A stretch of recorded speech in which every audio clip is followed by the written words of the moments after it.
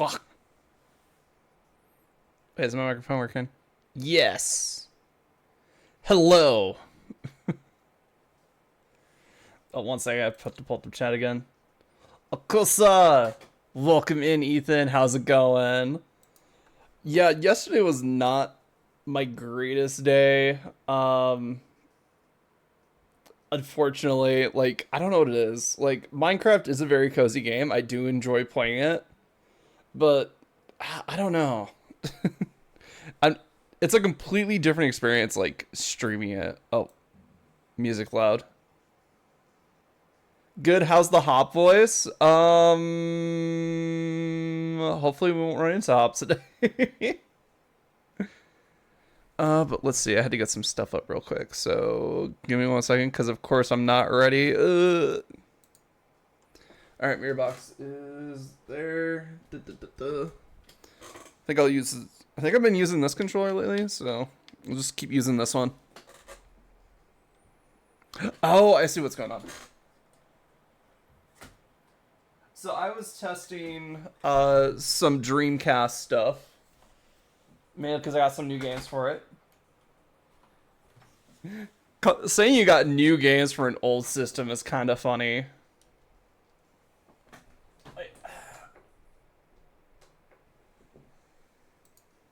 Let's go. All right. Tech Wizard here. How may I help you? Oh, I got it. It's just that there wasn't a cable plugged into where it needed to be. So, it wasn't connected to my Switch. It was connected to my converter box, which is currently connected up to my Dreamcast, I believe. So that was the only thing that was like the problem there, is like a cable was not plugged in where it needed to be. But let's see. So last time on the Pokemon Potluck Challenge, we did, what was it? Like the entirety, I think we finished up the rest of the Isle of Armor. And then we did the first adventure in the Crown Tundra, which was the whole, like, we got Calyrex, we got the Spectrier. I now own them. They are mine. And then off stream, I decided, you know what? I would rather not have these Pokedexes incomplete, because I've already done these Pokedexes, and we're not going to sit here while I do these Pokedexes. So I transferred a bunch of Pokemon, captured whatever I didn't transfer in. So now we have all the Pokedexes done. Which also means that we have the key items associated with those Pokedexes, because this is going to be important for what we're doing next, by the way. So we have, I believe we got the Shiny Charm and the Mark Charm for clearing the first two Pokedexes. Yes, even the Shiny Charm. Now, you're probably wondering, why is the Shiny Charm necessary? Well, I've come to the decision. Last time I left off debating whether or not I was going to do the Reggie Trio, do the Shiny hunts for them, because in Pokemon, in their infinite wisdom, decided that Shiny Locks would be really weird this generation. So any new Pokemon and gift Pokemon are shiny locked. So that would mean that, like, the type Null from the tower is shiny locked. So luckily we don't have to go shiny hunt that. There is, let's see, what else is shiny locked? Luckily, all of the DLC mons that we've encountered up to this point have been shiny locked. But, and apparently I heard something about, like, Dialga or Palkia being shiny locked in Dynamax Adventures or something like that, but I'll look into more into that later. Those ones don't bother me because we have access to Brilliant Diamond, Shiny Pearl if we want to shiny hunt those. But you know what they didn't shiny lock? They didn't shiny lock the Sacred Trio, the Sacred Swords, or the Reggies. And that includes the new Reggies, which, okay. So I believe we can shiny hunt the new Reggies. If I remember correctly, I might look up my shiny lock list again real quick just to make sure. Cerebi, Pokemon, Sword, Shield, Shiny, locks. Alright, let's see. What is actually shiny locked? Events and unobtainable shiny Pokemon. That doesn't tell me the shiny locks. Oh, here we go. Shiny locks for Sword and Shield. The starters, the Charmander that Leon gives you, Gigantamax Pikachu, Gigantamax Eevee, the Slowpoke that you would encounter at Wedgehurst as part of the DLCs, Type Null, the Toxel that you get as a gift on Route 5, Zacian, Zamazenta, Eternatus, the Bulbasaur and Squirtle are shiny locked, which makes sense. Kubfu is shiny locked. A Porygon that you get as a gift is shiny locked. And then all of the gifts that you would get at the Isle of Armor are also shiny locked. So that is, what is that? Alolan Meowth, Cantonian Slowpoke, Alolan Vulpix, Alolan Sandshrew, a Raichu. Oh, Alolan Raichu. Alolan Marowak, Alolan Exeggutor, the Alolan starters, and the Diglett. So all the gift Pokemon are shiny locked, which is kind of crazy, but okay. And then for the Crown Tundra, we have Cosmog is shiny locked. Poipole is shiny locked, which makes sense because I think you get it as a gift. The Keldeo that you can find in this area is shiny locked. The new Galarian birds. And of course, Glastrier, Spectrier, and Calyrex. But you may have noticed that all of the Regis aren't on that list. So I was right. We can shiny hunt Regidraco or Regieleki. That is actually kind of crazy. Yeah, even Naganadel is shiny locked. Yeah, that's because the only way to get Naganadel is to evolve Poipole. And Poipole is shiny locked. I think the only time... There was one gift in Ultra Sun, Ultra Moon that the Poipole that you would get there was not shiny locked. But I believe they also ran an event for a shiny Poipole. Which I believe that's how I got my shiny Naganadel. That reminds me, I gotta beat Ultra Moon at some point so I can start shiny hunting the Poipole there. Because I would love to have Poipole shiny. Poipole shiny looks super good. So we're gonna start out today with going for the Galarian birds. As I stated before, they are shiny locked. There's only like, I don't know, like a single sentence of dialogue for their event, basically, and the rest of it is just hunting them down. So we're going to start with that, and then I might take a break for some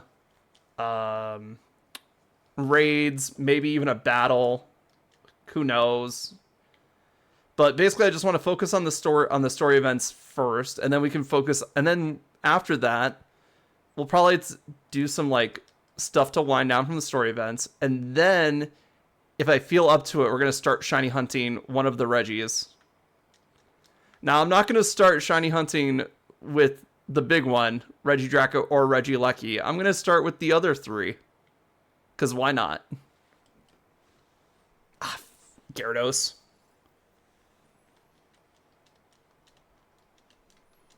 I like Gyarados, but like it does take up a lot of space in this tiny-ass river. Oh my god, Banui? Welcome in, Sakyu. How you doing? We're just getting started here. I'm going to go bird watching. Because I believe we have to do some bird watching. Well, we have to do the events to unlock a certain thing in the Dynamax Adventures. Because I believe, and you guys can correct me if I'm wrong on this one, I believe the Ultra Beast are locked until you do a certain, until you complete the first 3 events. Bird is gonna birdwatch? Crazy. Yeah. So we have these 3 adventures, and one of the adventures is, there's this big-ass tree where a bunch of birds gather. And luckily, because I played this DLC before, I know where that big-ass tree is. You can see it from, like, halfway across the map.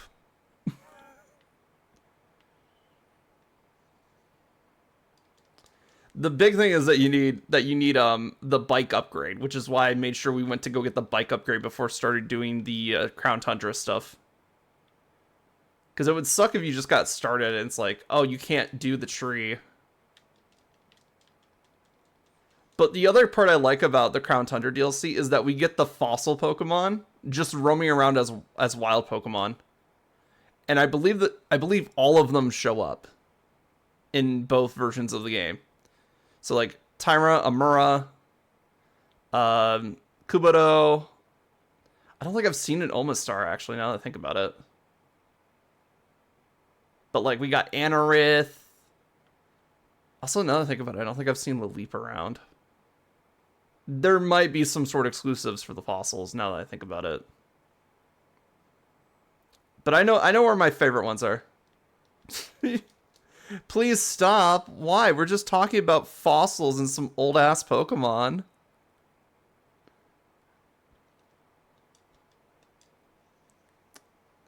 I'd have to go see if the fossils are. You're talking about bones? I mean, that's fair, but like the most of the time, the only way we were able to get these Pokemon were to just grab dead bones out of the ground and revive them.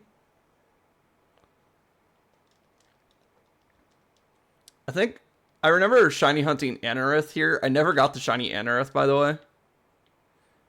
So that might be something I'd try, because I fucking love Armaldo, man.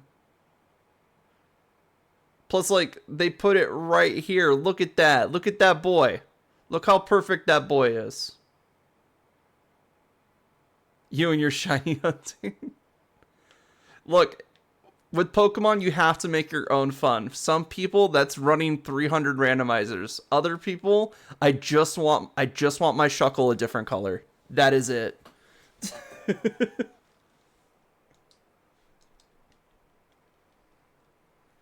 I have been thinking about like some randomizers and stuff. I know like I've been talking with somebody about Infinite Fusion. Like more fan projects like that. Tyrantrum. Honestly, when I saw this, I was super hyped because I really just want a Pokemon region that focuses on fossil Pokemon. And it's run like the Wild West. I think that would be amazing. Anyway, big ass tree time.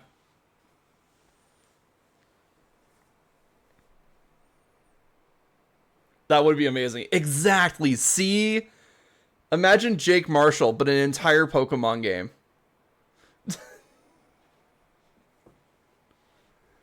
Alright, now I get to see the big ass birds.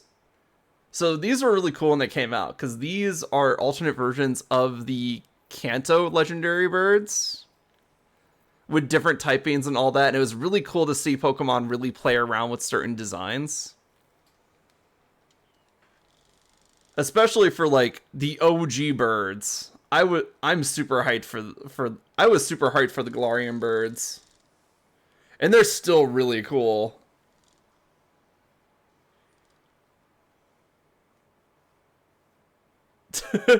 They're all fighting. It's like my phone starts ringing and it's like, uh-oh.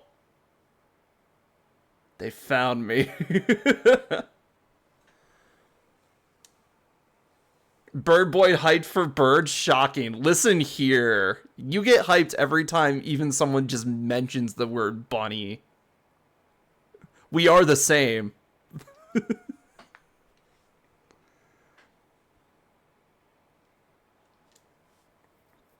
Beep, beep, beep, beep, beep, beep, beep, beep.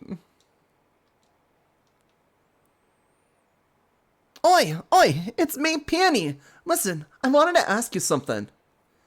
Hang on, Chief. There's breaking news on the telly. Oh, sorry, that's Peony. Sorry. Bleh. That's the dad. I thought it was the daughter. I was like, why is the daughter calling us for some reason? They're saying dodgy bird Pokemon are popping up left and right. There's this pointy feathered one in the wild area. Plus a fiery looking one out in the Isle of Armor. And this fancy graceful one apparently flying about the Crown Tundra. Would it be something they turned out to be the bird Pokemon I wrote that clue about? If that were the case, I think I'd call this expedition something like...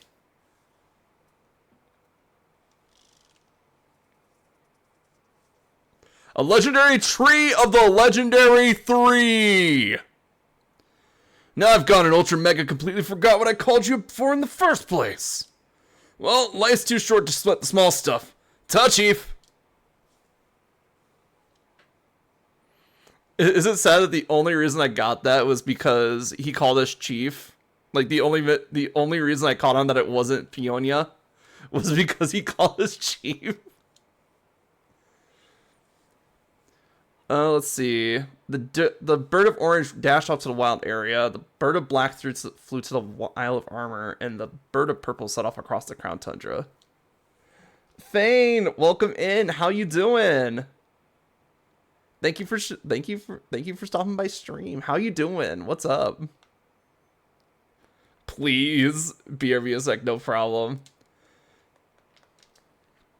All right, so now we have options, and that's always fun in Pokemon games. But what I really like they could have just had us do like set encounters, you know, just be like, oh no, they're flying around. Okay, we're gonna go blah blah blah, you know. We'll put them in their set locations, blah blah blah. But what they did for the Galarian birds is that they had them roam around, so we basically have roaming legendaries.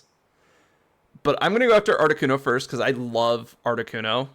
Like, the Galarian Articuno one is super creative. It displays the best of what they're doing here. Doing good. Been so busy lately. Just happy to have some time to catch another stream. Well, good stream to catch in on, because I am hyped. We're in the part of the Pokemon games that I actually like, which is we're no longer have to worry about story. Isn't that great? We're in the part of the Sword and Shield that actually doesn't suck.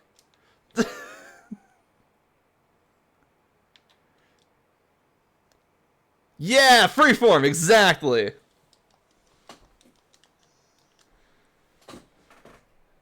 And even then, like, I've gone over it many times, but I actually don't think Sword and Shield story is that bad. It's just near the end when they start rushing it.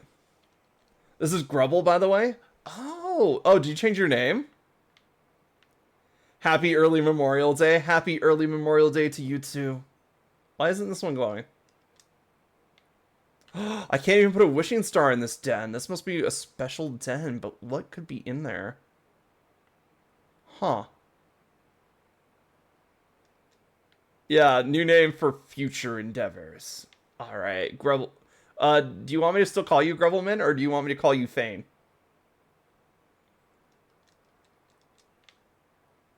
Because I was just thinking, like, I'm not sure if Thane's ever been here before. Whatever you like.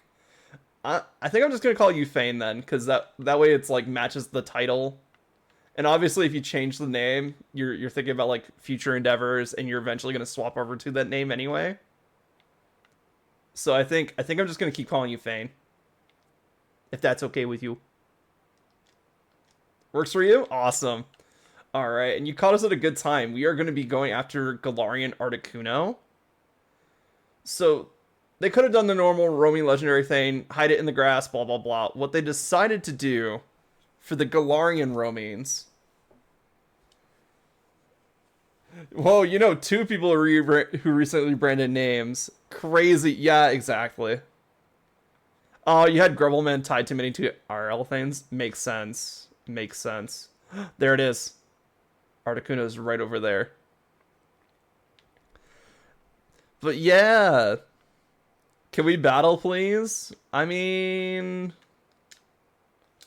Let me see.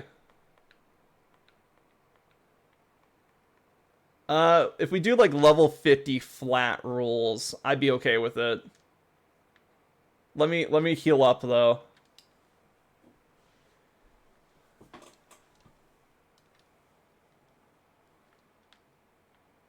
Yeah, level 50 flat? Okay, cool. Let me heal up first.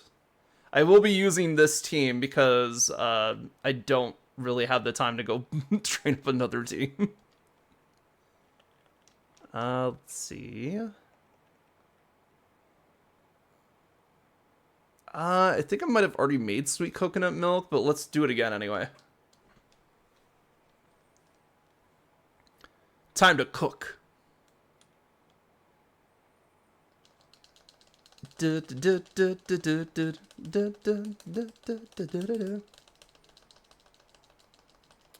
Also, I needed to heal before doing Articuno anyway.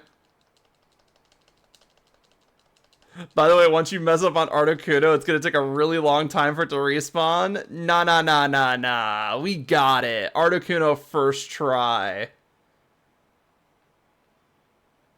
I believe.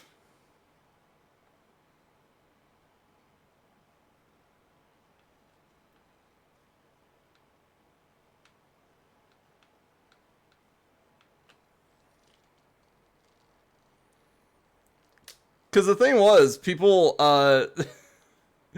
did mess up on Articuno, and I heard about it after the fact. By the way, the last time I caught you playing this, we talked about it, and you inspired me to give it a try. Yes, please do. I do think these games still hold up. I do think they're really good for like the first attempt at Switch Pokemon games. So you have a physical copy coming on your way soon. Nice. Which one did you get? Sword or Shield? And for what reason, honestly?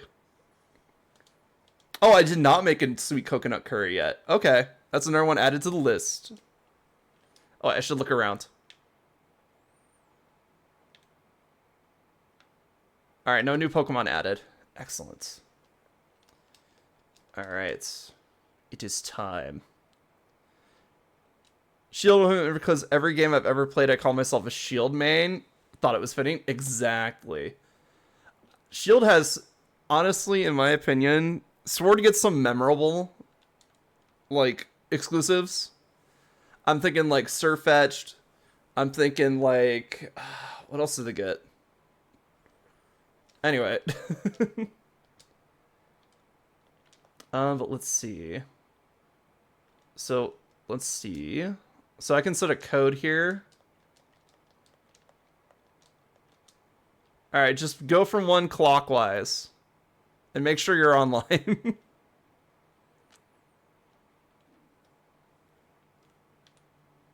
Alright, and then single battle.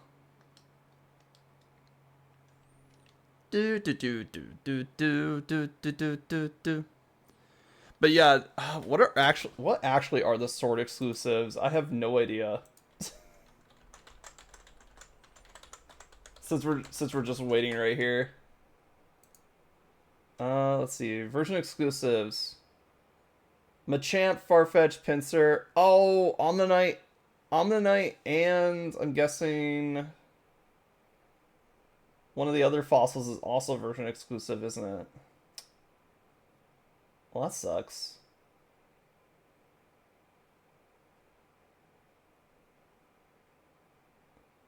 Sorry, I'm really looking at like what's the is it just Omnimite and Kabuto?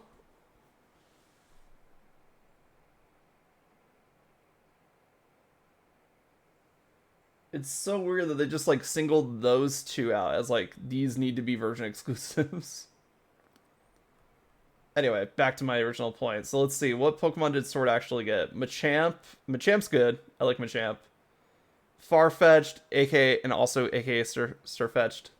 Oh, what is the code? Is it double posting?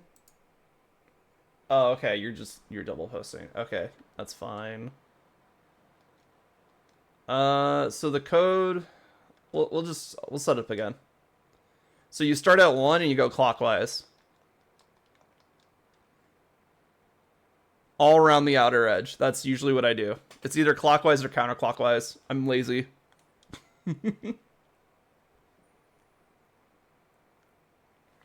Anyway, let's see. So they got Pinsir. They got... Oh, so Ho and Lugia are version exclusive. Oh, for the Dynamax Adventure. Right. I think that's just to find them. I think if you find somebody that has it, you can join in on theirs, basically. And then Seedot, Nuzleaf, Shiftry, Mawile, Solrock.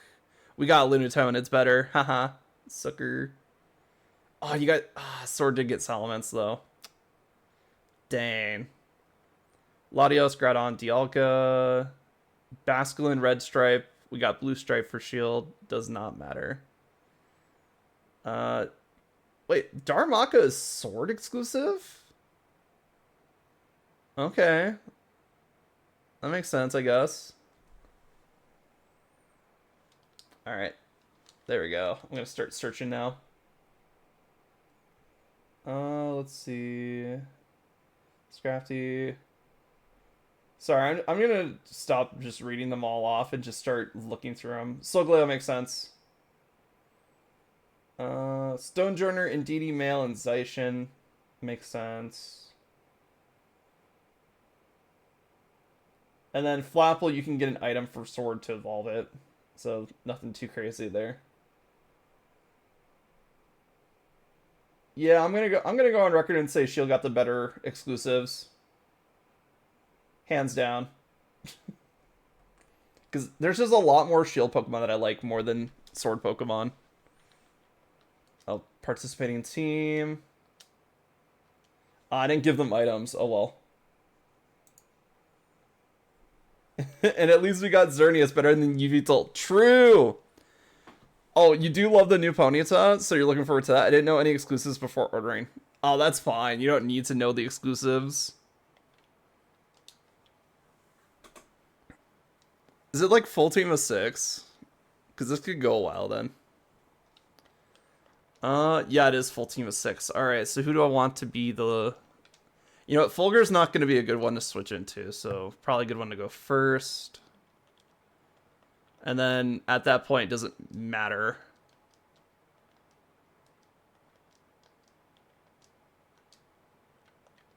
Does not matter, because we're just got the full party anyway.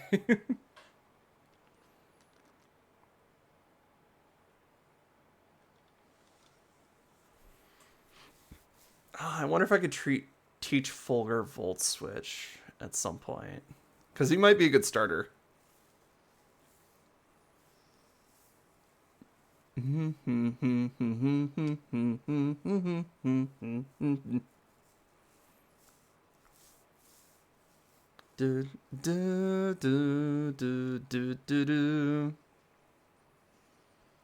Neat. So that's either the event one or it's the one that you gift hunted on Ultra Sun Ultramoon. So either way, good one. Ooh, also a really good start because the only thing I really have against it is Swift. Do I have something that could hard beat this thing? Probably.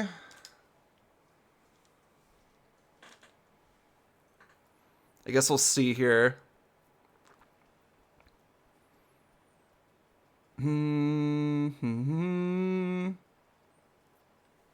At least with this move, I can protect myself from a certain thing. Oh, okay, withdraw.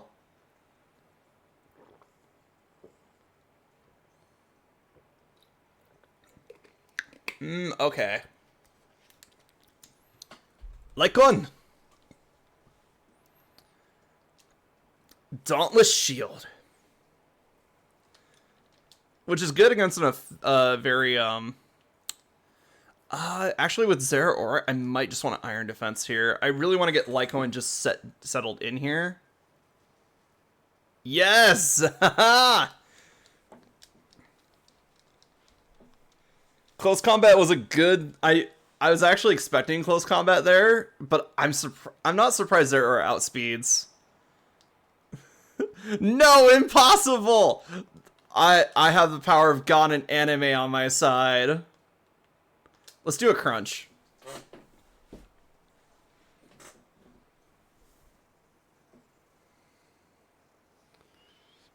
Oh, thank you, Iron Defense, making that nothing.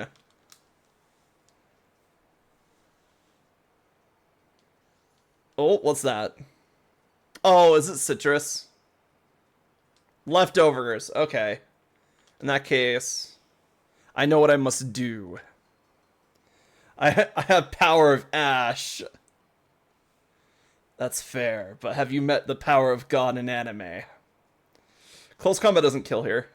I have now increased my defense twice. There are 3 times, technically. Like one! Slash! Let's go! Impossible how? I've raised my defense by 3 stages, man. That's like 150% increase in my defenses on a Pokemon that is already very defensive. It's why I went with the Iron Defense first instead of just swinging at you. Yavita!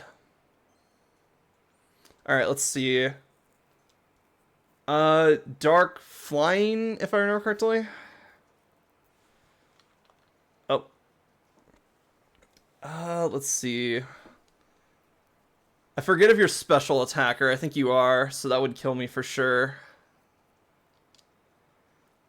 Alright, let's see. I think what we do... Does Fulgur outspeed Yveltal? Actually... I'm willing to bet it. Fulgur! It's either that or I lose Fulgur here. One of the two. Since we're just banking on one shot anyway. Do I even need to bank it on a shot here? You know what? Fuck it. Let's roll the dice here. Inteleon? You swapped into Inteleon? Against an electric type? Oh no.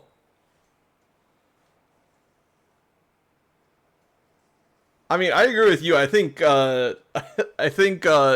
would have been cooked too. Oh no. Exactly.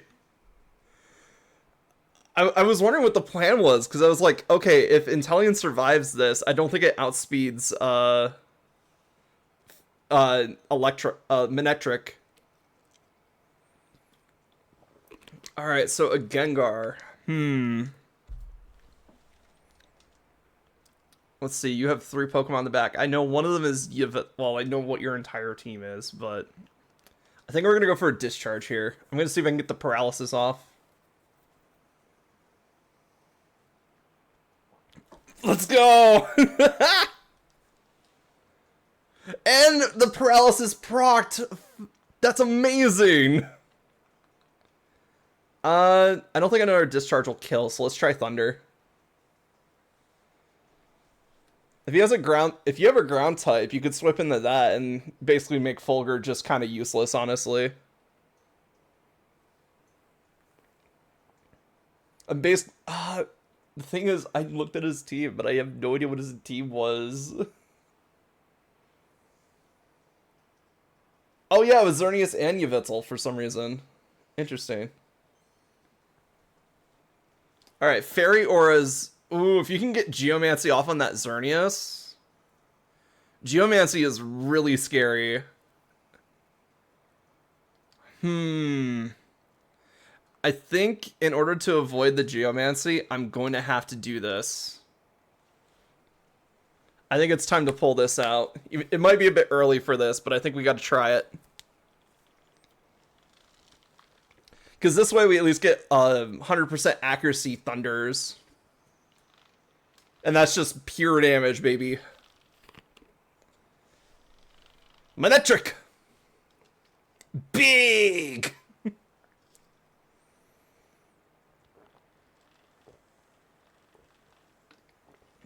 Come on. No, we didn't kill.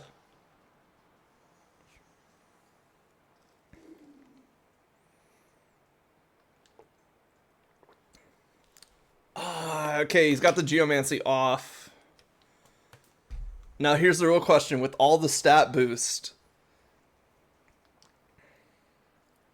Yeah, there it is. Geomancy Power Herb. I knew it. Because isn't it like Geomancy turn 1 is like you get a bunch of stat boost? Oh wait, no, never mind. You get a bunch of stat boost right now.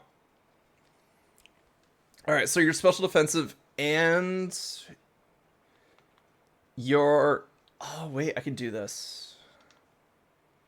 I mean... Yeah, it's just... Do you outspeed me here is basically the big one.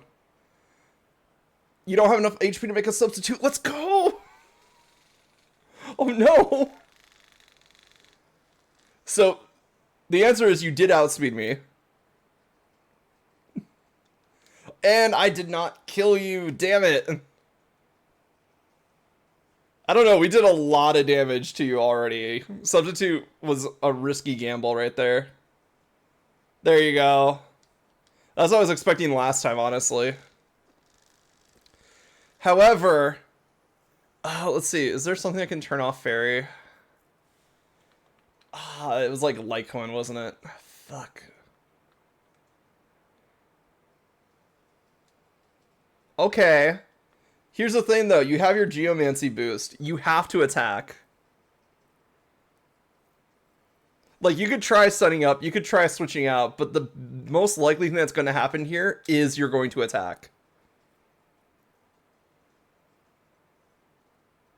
Let's go. Oh, I knew I could not survive another turn of that Geomancy boost. I had to take it out this turn. Sucker Punch was just my way to take it out.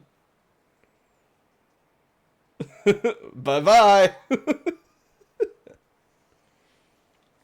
Alright, I got Naga Needle. Let's see.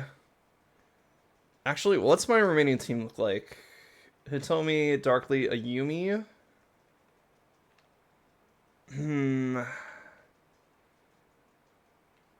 I think I could swap to Hitomi here and we'd be fine.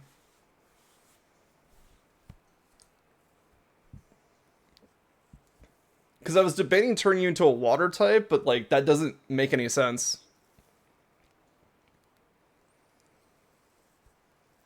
Oh, how? How much damage can you do?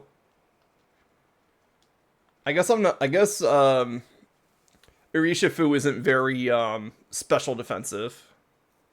And Naganadel is very fast, so we lost Hitomi here for sure. Oh, that's rough. And now we gotta worry about Beast Boost too. Fuck. Alright. What can I do?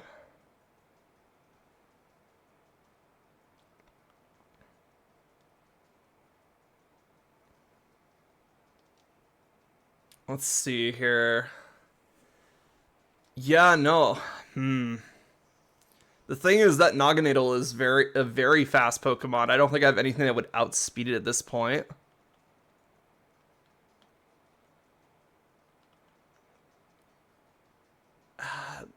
The only thing that could possibly outspeed it would be Inteleon at this point. But just in case, let's see if we can get a... Let's see if Ninetales can outspeed. I doubt Ninetales can outspeed. Now I gotta... Okay, so now this is gonna be +2 boosted. That's not great.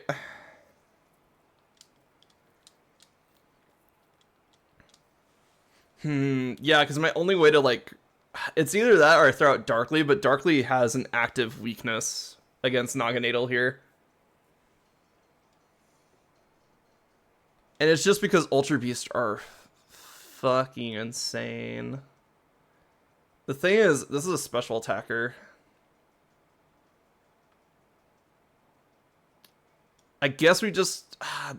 is Hydro Cannon with a 50% debuff better than just Sucker Punching? Well, it's Beast Boost, so the only thing they're really doing is just attacking. And now they got like triple HP. Yay.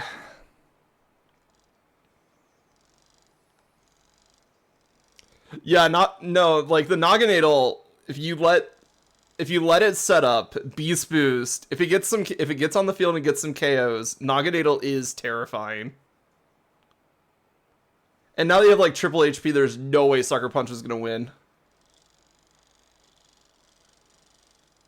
Damn.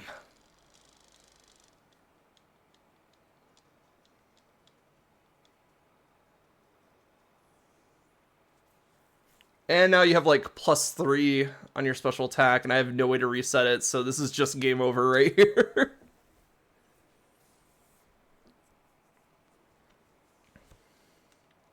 Yeah, because there's no way Darkly outspeeds.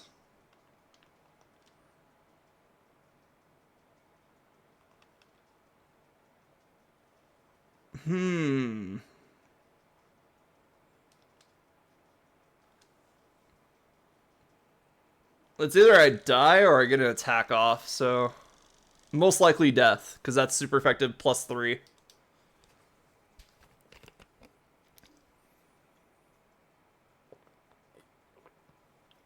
I don't think we ever. I don't. Oh, you had 3 Pokemon left? Oh, yeah, you had the Yveltal in the back row. That's right. Oh, the Naganadel was rough.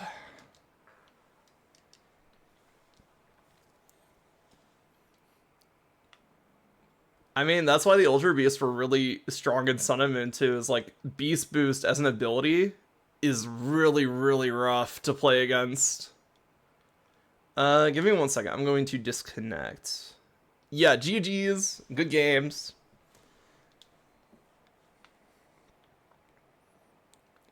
And now we get to fight Articuno. And Articuno's fun.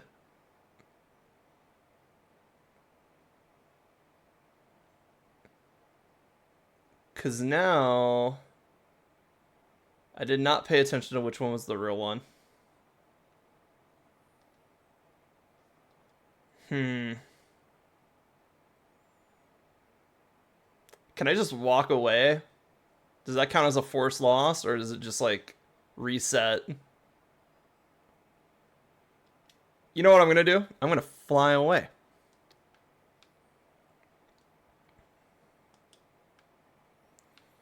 Yeah, so this is part of the mechanic of the Galarian birds. So with Articuno, it splits itself into 3. I forgot what Moltres does, but all of the roaming legendaries do something else. Besides just, you know, be a roaming legendary. It's like a little mini game they have to do to get to them. And then Zapdos, I believe you just have to rush him down. Because he's just really fast. Oh, I heard Articuno. I heard the Articuno cry. So hopefully Articuno's still there.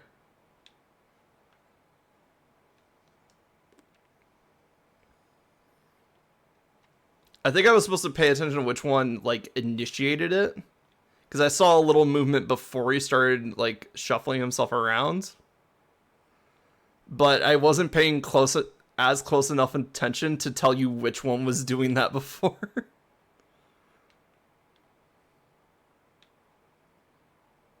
Snom is so small. Snom is so teeny.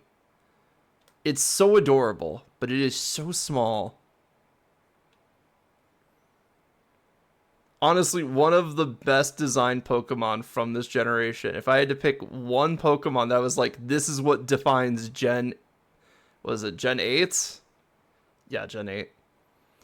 One Pokemon that defines Gen 8, Snom.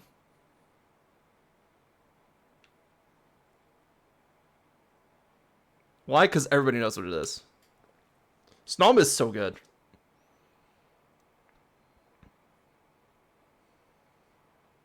It's also Mons spelled backwards. Not that that means anything. Anyway. Alright, let's see. Which one? Okay, so you. That might as well just be fucking random at this point. Holy shit. There's gotta be a way to tell. So usually with these type of puzzles, they try to warn you with, like, the shadow. But now I'm just looking to see if there's, like, one off-sync from the others.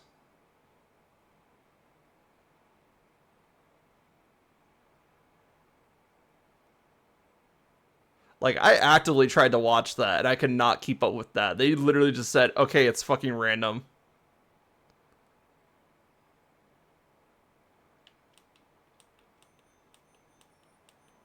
Alright, doesn't respond to the bike at all. Fuck it, you. Fuck you, Articuno.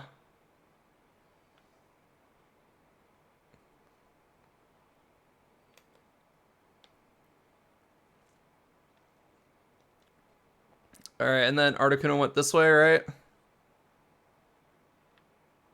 I still see it. Still going. Still going. Still flying.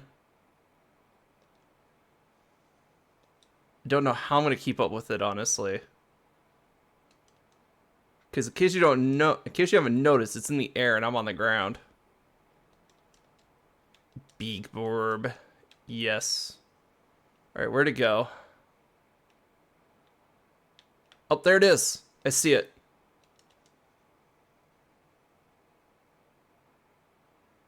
Okay, we're keeping up pretty well. It decided to fly closer to the ground.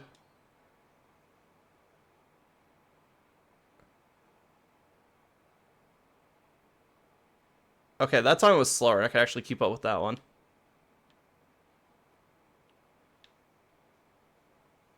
All right, fight me. Oh.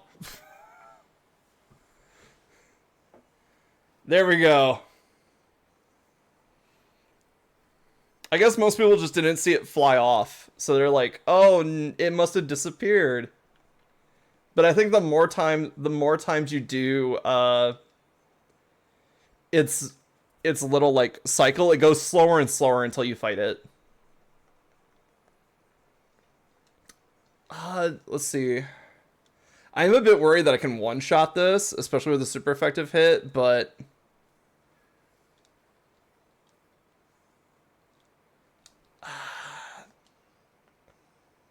Shockwave can't paralyze though, so I have to discharge here.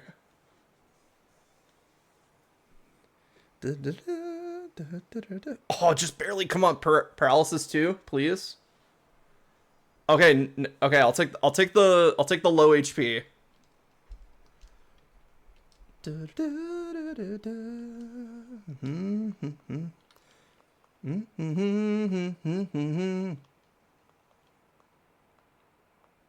My headphones are like disconnecting, and I don't know why. All right, let's do a Premier Ball.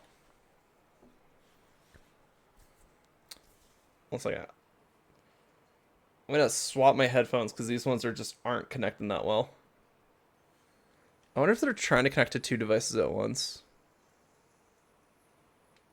Anyway.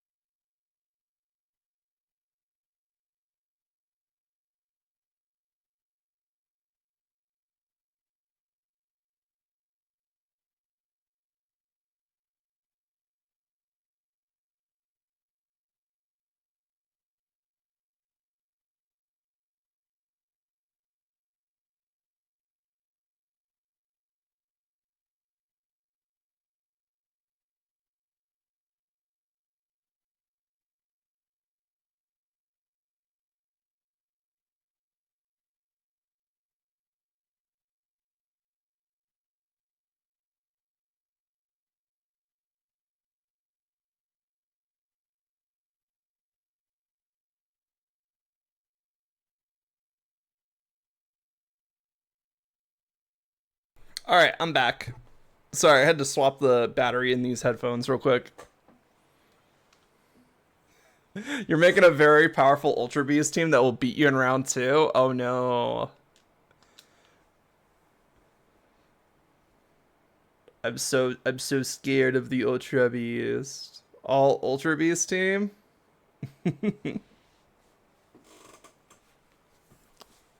That really limits your. Don't worry, just make a good team. I'll see what I can do. The thing is, these Pokemon have not been EV trained yet either. I've been kind of slacking on that aspect. I've been farming watts to get the proteins and like the nutrient drinks added to the dojo, but then I found out that you could just buy them from like the last town in the game. Honestly, I like my team. I think the only thing I'd really take off is like Inteleon. Because I think Darkly covers like everything I want Inteleon to do.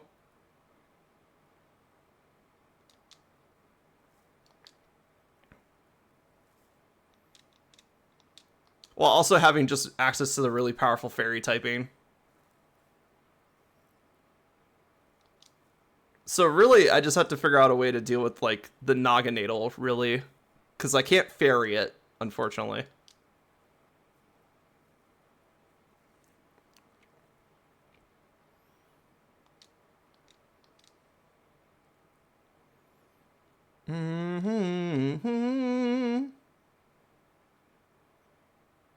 Come on, get in the fucking ball.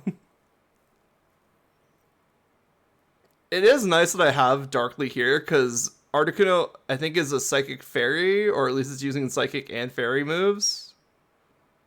Or it's like Psychic Dragon or something like that.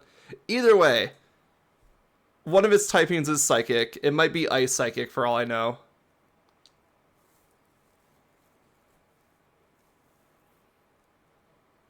Honestly, I don't hear much about, like, Galarian Articuno. Like, I think the one I've heard about recently is, like, Galarian Zapdos, and that's just because it started winning some tournaments.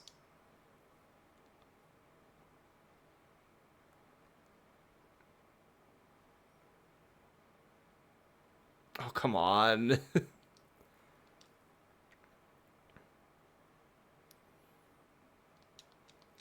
Of course it got hurricaned right there. Fuck. Alright, Ayumi, you're next up on the chopping block. Actually, I could probably take Ayumi off the team too. Like, I guess, like, Ninetales has never been, like, competitively good. But that's when we start thinking about, like, competitive mons.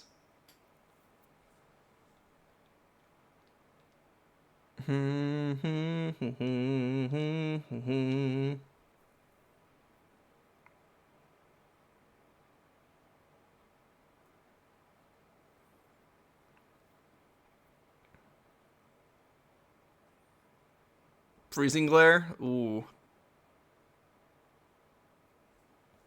That was a crit? Okay.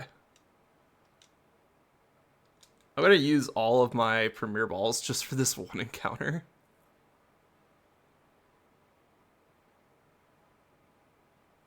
It's always 2, and then it just decides it's not getting in the Pokeball.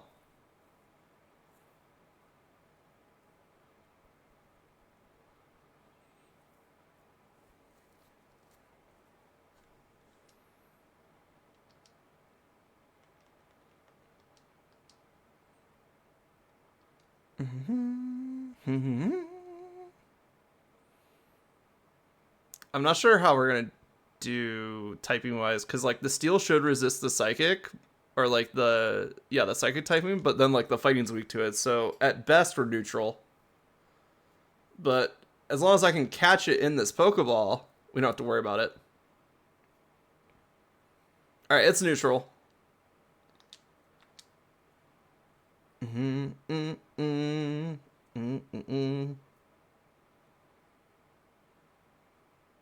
It's always 2 and then it breaks. So the thing is with legendary Pokemon, which the Galarian birds do count as legendary Pokemon, is that they have such a low catch rate that switching over to something like an Ultra Ball or a Great Ball really doesn't affect the odds that much.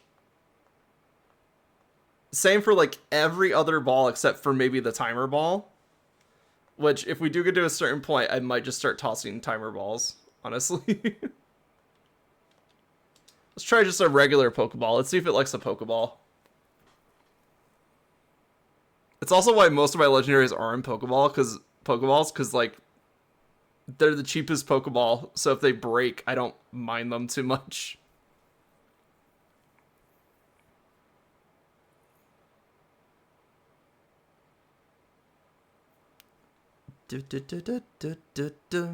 Same with the Premier Ball. Premier Ball is just you get it free when you buy 10 of any Pokeball starting in Gen 8. It used to be, back in Gen 3, you would get it for every 10 Pokeballs that you bought. But it would be like, it wouldn't count by multiples of 10, it would just count if you did it over 10. So, in order to get the most amount of Pokeballs, you would have to buy 10 at a time. Which is good in later game, like in Gen 8 especially, is like, they just made it multiples of 10 Pokeballs to get a Premier Ball. Or to get multiple Premier Balls. So if you bought 20, you get 2. That type of deal. So that's fun. I like that. Like Gen 8, Gen 9 had such really good like UI overhaul redesigns. Or like, what is it? Like, quality of life. They had such good quality of life features added and polished over the 2 games that it's just really nice.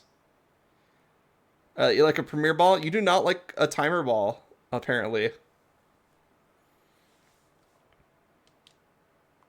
I am worried that it's gonna start like just beating itself up.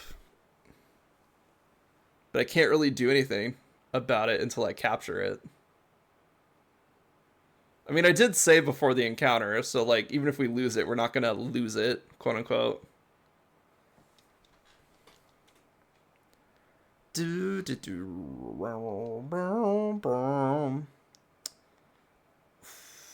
Technically, Hitomi is good for this because Dark resists psychic, or Dark has an immunity to psychic, so we don't have to worry about Hitomi's weakness here. Unless it suddenly pulls out like close combat or something, or like vacuum wave. Which, if I remember correctly, I think this Articuno is like all psychic moves. Except for Hurricane. Hurricane would actually destroy us. Took you 70 Ultra Balls to catch this Articuno. Oh yeah, no, like the 3 capture rate for legendaries is insanely low. Oh, that means if I faint here with Gax, I'm gonna have to do the mini game again.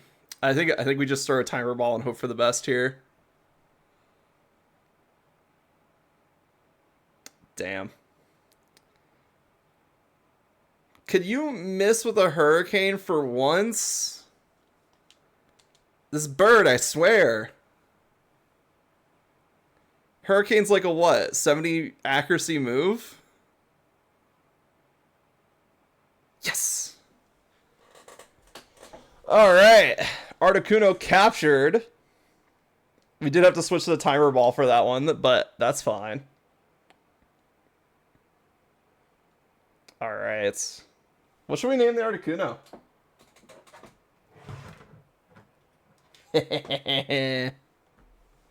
You're not in danger yet. You will be. Alright, let's see. Lumiere? Ooh, I like Lumiere. How's that sound?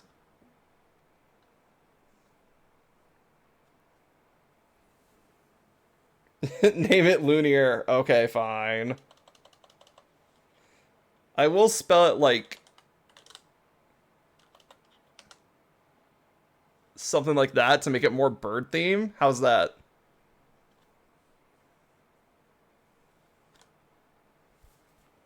Sure? Okay. Sounds good. Put in the boxes. Well, to be fair, Saki, you didn't do the name a Pokemon here. Also, I feel like... Oh, 1 second. Beep, beep, beep, beep. Oi, oi, it's me, Panny. How's your expedition going? Come again? You found the legendary Pokemon Articuno. That's really something. Now go track down the other bird Pokemon.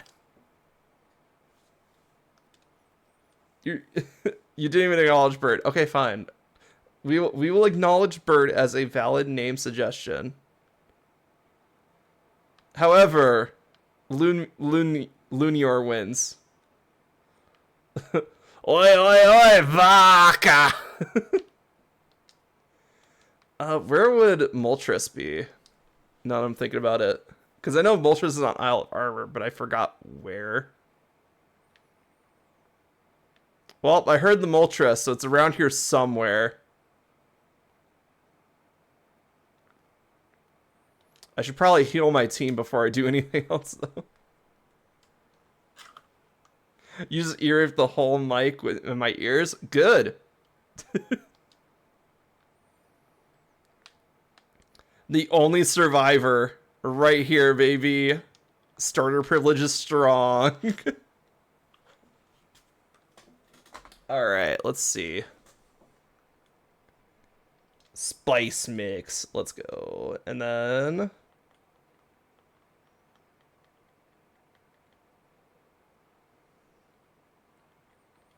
what do I want you to be? Moltres. Looters is at the entrance where you first came out. Ah, okay, cool. Then we will go there in a bit. I forget if Moltres like tries to hit you with like dark fire while you're chasing it down. So you have to like avoid some stuff. I know Zapdos is pure speed. You have to be going Mach speed to catch up with it. It's insane. Catch that Mon. Unfortunately, there's not a Mon to catch right in front of us. But if you have a suggestion for a Mon to capture, I will consider it.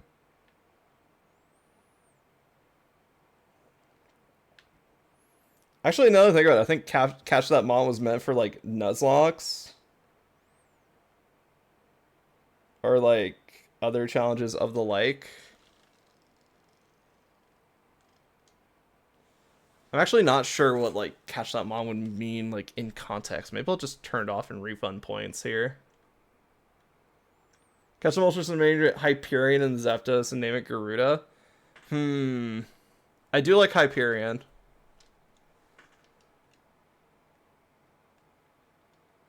I might go with someone else's suggestion for Zapdos, though. Because, like, naming all three of them is kind of greedy. We got to give people a chance to get some nicknames out there if they want them.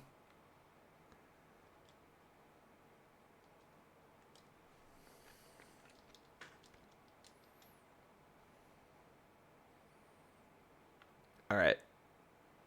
Oh, hi, Bede. What are you doing here? Did that old Gran make you come stand guard here too? March your way all the way to the Isle of Armor so you could reach new heights of pink or whatever? No, never mind. That's nothing to do with you. Must be just a coincidence. Bede, oh my god. Opal just running Bede through the whole ringer here.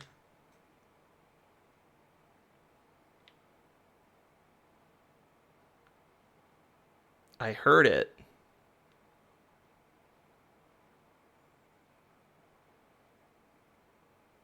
I don't see it.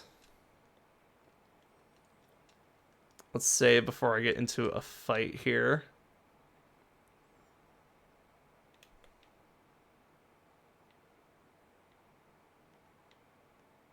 Alright, Moltres has got to be around here somewhere. I think I'm going to go enter the train station and see if I can find it.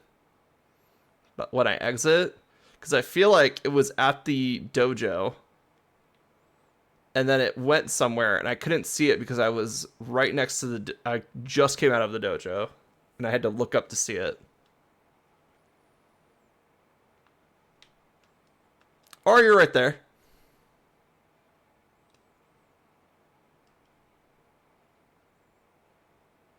I guess I just have to go after and avoid Sharpedos, basically. So we got Sharpedos. There should be one... I guess I'm not far enough away from the shore yet. Oh, that's bullshit. Maybe you have to get back on land just to chase your ass down. I see you. I see you. Okay, so this is trying to shake us. It's not like trying to have like a fair race here. It is just trying to shake us and see if we lose track of it. And it just gets out of our sight before... Come on, I gotta move. Alright, Moltres is going towards the Tower of Water. Let's see if it keeps going that way. Okay, yeah, it's moving towards the Tower of Water. I think I lost it. Maybe it'll reappear once I get closer. Oh, no, it's flying around the Tower of Water. And then it's going to Honeycomb? No, it's not.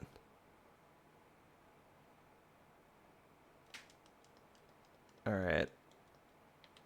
I haven't seen it move. Oh, wait, I saw it move behind that rock right there. So I'm guessing it's going to that far island.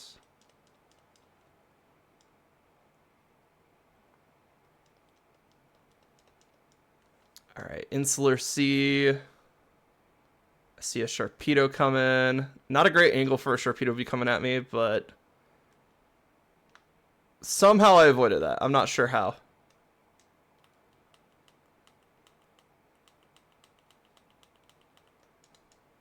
Does this thing ever land? God, we're going to be chasing it around the entire Isle of Armor. It's just going to plop down right at the train station, isn't it?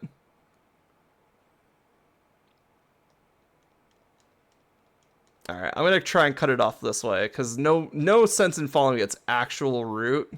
We got to figure out how we can cut it off.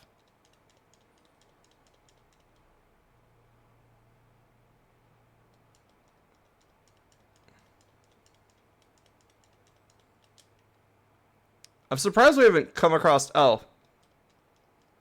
I was going to say, like, I was like, man, there haven't been too many Sharpedos in this water, meanwhile. Oh, that Mantike. Where did the Moltres go?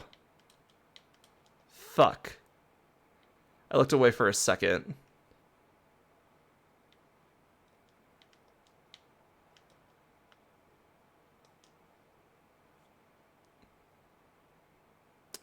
No way it went that way, right? Oh, there it is. We've almost caught up with it.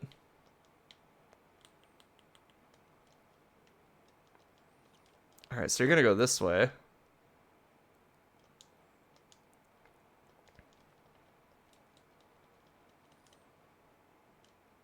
Just gotta chase this entire thing across the entire Isle of Armor.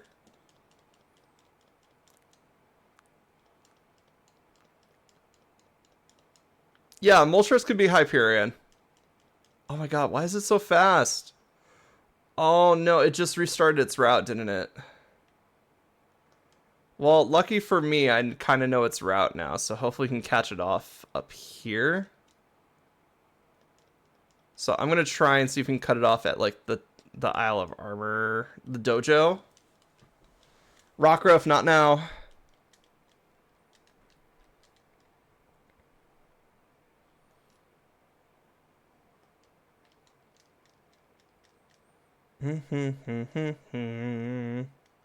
I gotta catch up with a bird here. So I know it's gonna come over here because it has to. So I'm gonna see if I can. Oh, maybe.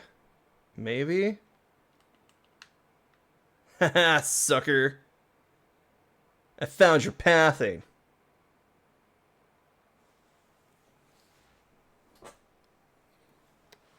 Wild Moltres.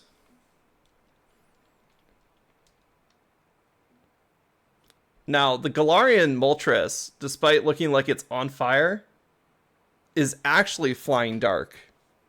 Crafty, thank you for the raid. Welcome in. What are you guys up to? 1 second. Let me get you a shout out. Oh, you're playing Minecraft. Nice. How was Minecraft? Yes, indeed. Oh, I did not mean to do that. Please do not kill the Moltres. Oh, you have Berserk. Uh-oh. But welcome in, Raiders. Welcome in, Crafty. I am Relx Kusa. I am a Firebird. Today, we are playing some more of our Pokemon Potluck Challenge, which we are just using the camp to heal.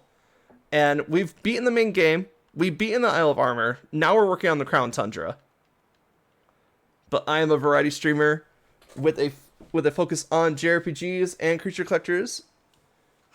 And that's all you guys really need to know. If you guys want to hang, feel free. If you guys need to dip after the raid, go right ahead. Thank you so much for sticking around. And if you're going to be sticking around, you guys got any names for either a Moltres or a Zapdos? Because right now we're kind of set on Hyperion, but I don't know. We could name it. We could name it literally anything once we catch it. All right, it's raising its special attack, which is not good news for us. The problem is I don't have a really good way to like interrupt with it or interrupt it. I can't put it to sleep. We can't use Fulgur anymore because we made its HP too low.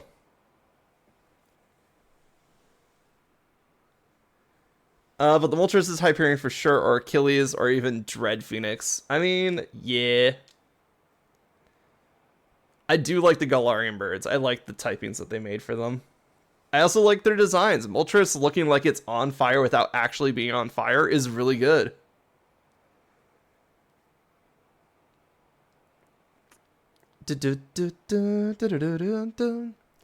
Yeah, exactly. Like, the Moltres colors are really good.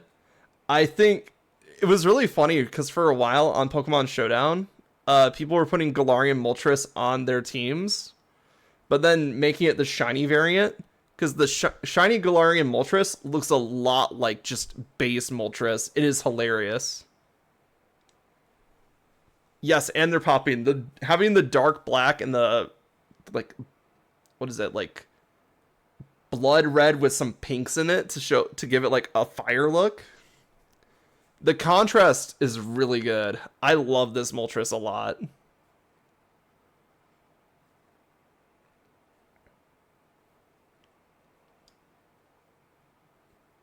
And the fact that it's just like an evil bird. Like, we've gotten some really good evil birds in the last couple generations. Like, I'm looking at Bombardier for Gen 9. Eye color's an S, should have been red. I don't know. I think it's just like to show the point that like it's not actually on fire. Cause like, you know how they say like the eyes are the window to the soul? So I feel like making them like blood red or like fiery red would defeat the purpose of like what they were going for, which is like it's not real fire.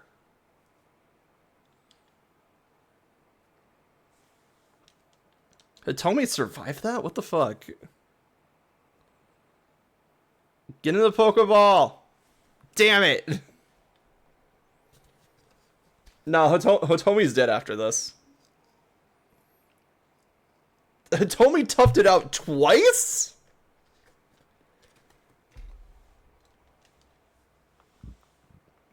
Alright, Hitomi, you know what? You survived this long. I'm gonna see if you can survive the rest of the fight. We're gonna try and timer ball here.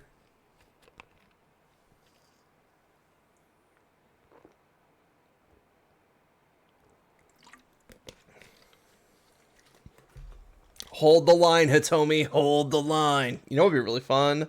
Dust Ball. It's night, right? Fuck.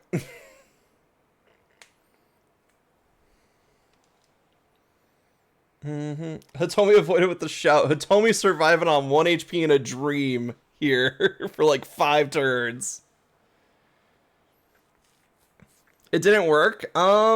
It's not that it didn't work, it's just that the catch rate's so low. Hitomi, what the fuck? Hitomi's toughed out this thing's like signature move 3 times already. That's crazy.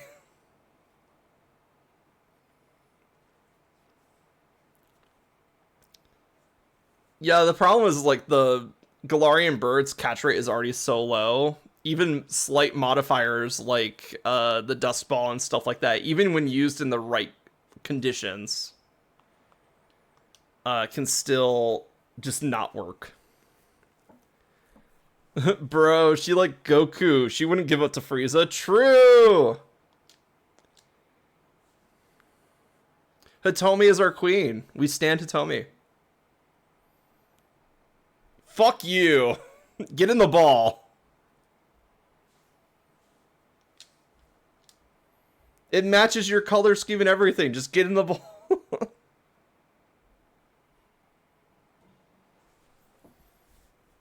Oh, hail Slay Queen Ayumi. True. Got the diva colors going. Let's go.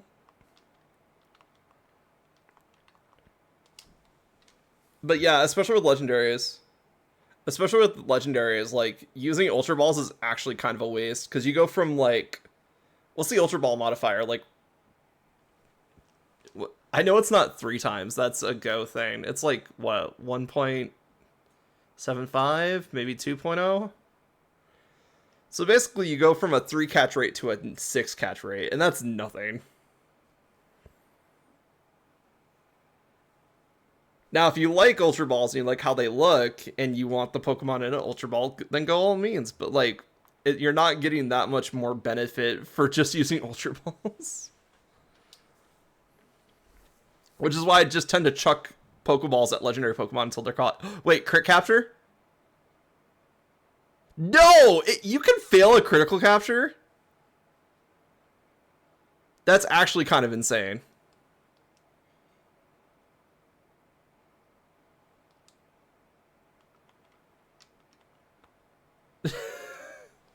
Yeah, no, failing the crit capture there really hurt, actually.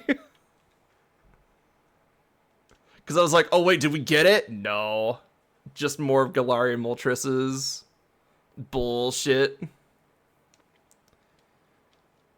Yeah, I don't have that many timer balls left. It probably is around the round that the timer ball starts being the most effective. But even then, we're talking like, what, 3 times modifier with the timer ball? So like 9?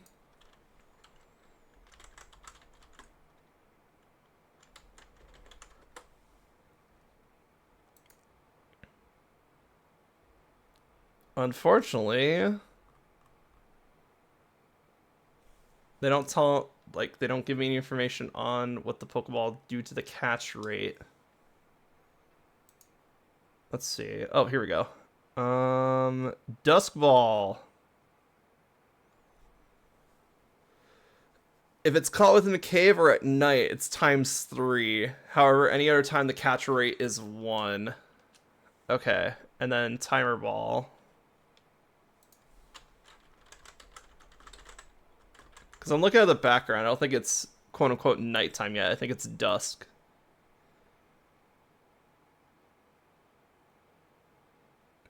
If up to 10 turns have taken place, the capture rate is 1. If between 11 and 20 have taken place, the capture rate is 2. Between 21 and 30 rounds. And finally, if you have taken over thirds, the catch rate is 4. Oh, okay.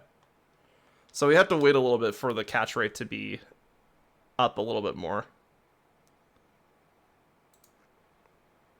B, spam B. Yes, the old schoolyard rumors of how to catch Pokemon. I remember them. Everybody had their own little, like, thing to help catch Pokemon, and it did nothing.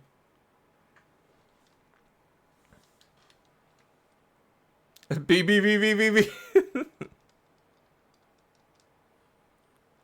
Should we get a B emote? Just for, like, when we're trying to catch Pokemon?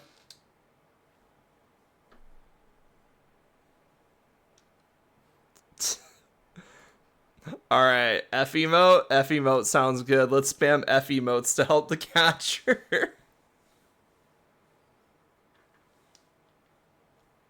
Only if it's shaped like a honeybee? Ooh, that'd be fun, actually. Because then it'd just be a bunch of bees in the chat.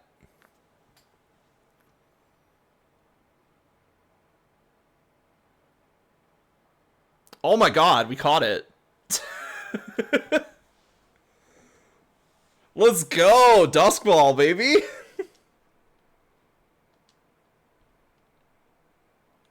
Could you say make a hive mind in chat? Sure, make a hive mind in chat. Wait a minute.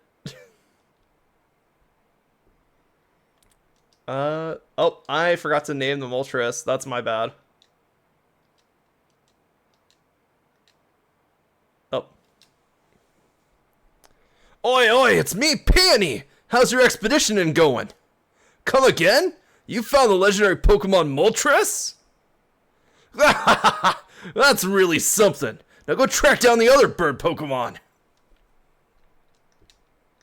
Alright, Peony. It's okay, we'll fix it. Oi, oi, oi, vaca!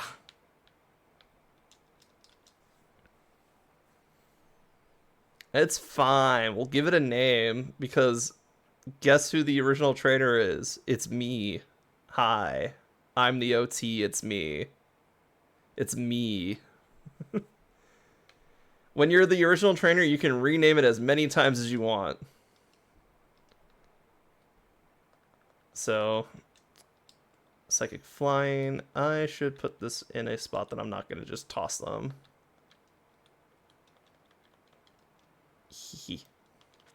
Alright.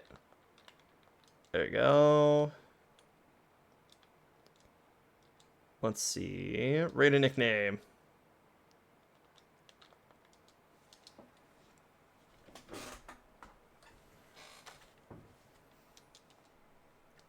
Alright, give it a new nickname.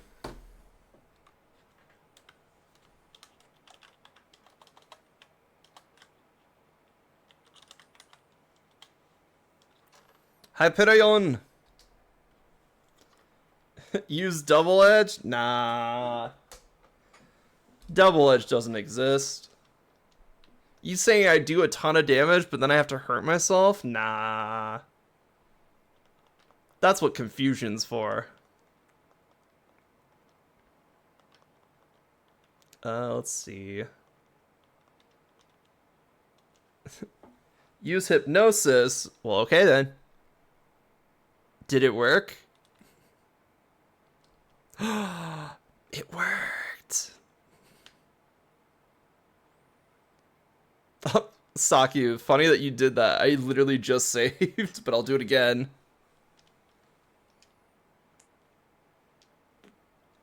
Wow.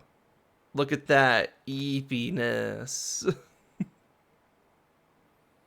Alright, let's see. There was one thing I wanted to do real quick before we do Zapdos. Posture check. What would make you think that I have anything but perfect posture? You see how straight the PNG is being? Fine, hydrates. We'll do a posture check and stretch too.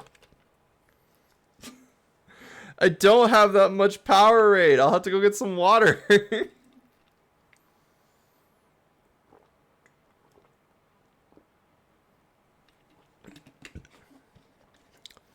All right, how close are we to an ad break? 30 minutes? Okay. Give me 1 second. Because I want to make sure I fully heal my team before we go after Zapdos. And then I have to figure out what the fuck we're doing for Zapdos. Welcome in, Furry Metal Ferret. How's it going?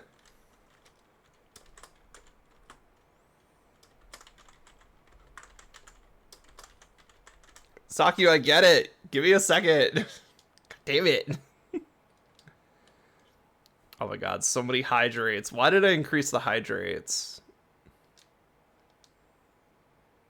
Little EP, but otherwise finer. Nice. That's good to hear.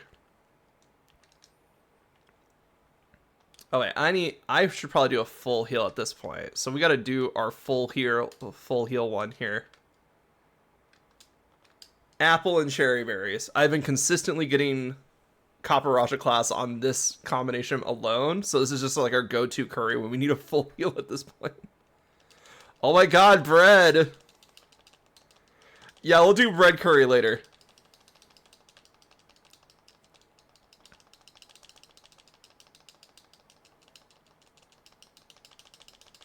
Come on, flame on. There we go.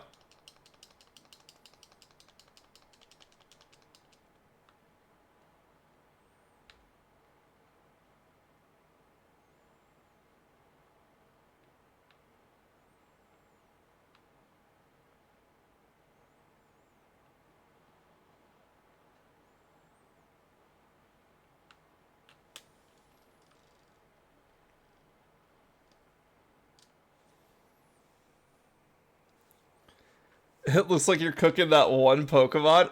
Oh. Wait, is that Fulgur? Oh yeah, it had to be Fulgur because those were the only two alive after the Moltres battle.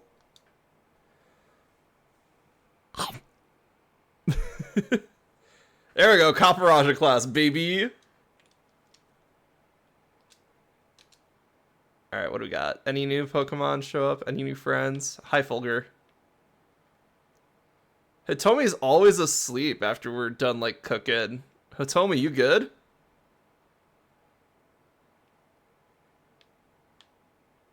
Oh, hi, Lycon.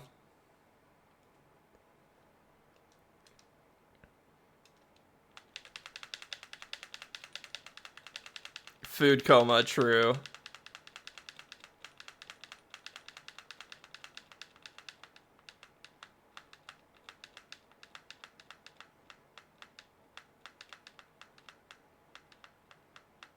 The cat toy, LaMau. Look, he wanted to play with a Pokemon toy. This is a Pokemon toy. Go get it. Lycoin? Oh, there we go. Lycoin! Here, boy. Oh, there you are. Yeah, the pathing in this game is super weird. Oh, it's eager to play. Let's go. Go play.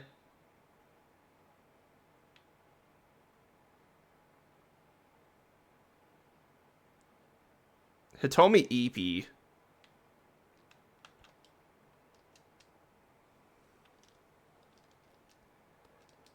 All right.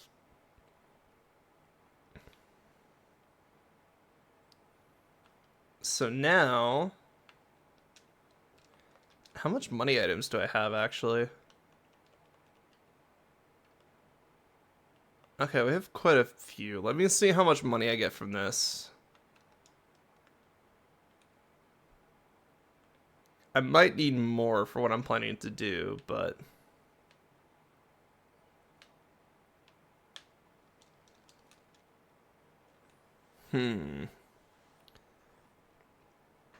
Because the cool part is that we found someone to reset our EVs on the Isle of Armor. So now I just need to, like, you know, get enough money to get the vitamins to max out my team.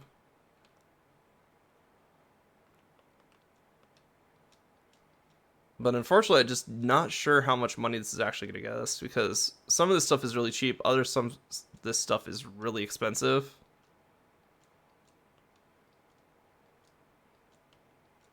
But it's nothing like crazy. Hyperion? Hyperion's in the box.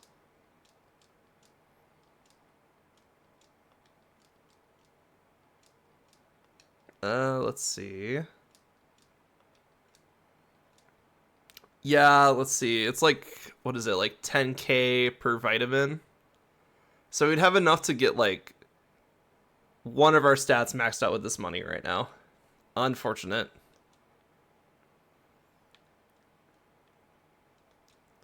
But yeah, if we go here, you can see Hyperion is right here. Bam.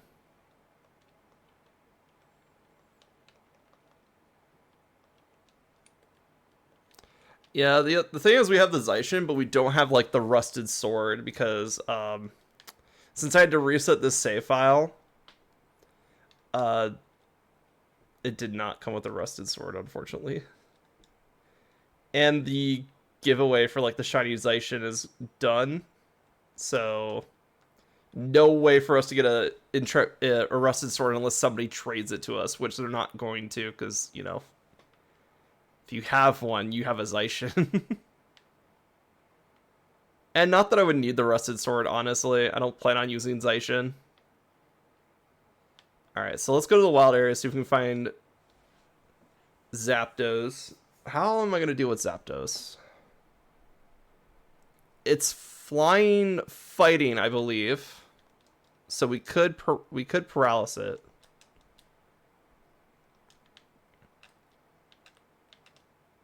Oh god. It's so fast. How are people complaining about Articuno but not Zapdos? Zapdos is literally... He notices you. Wait, does that mean I have to sneak up on him? That might mean I have to sneak up on him.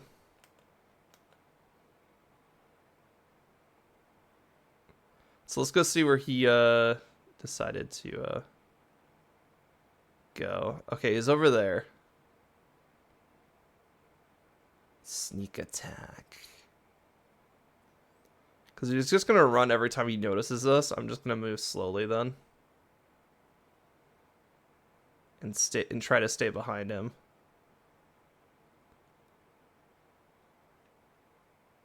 Okay, never mind.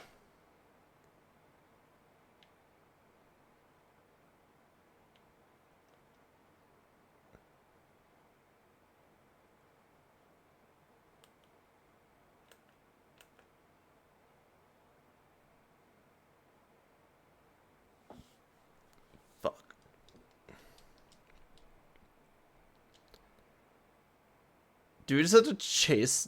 We might just have to chase down Zapdos. But I'm thinking, like, how? That thing moves way faster than my bike. Oh, it ran off. I guess it noticed us because we were fighting or something.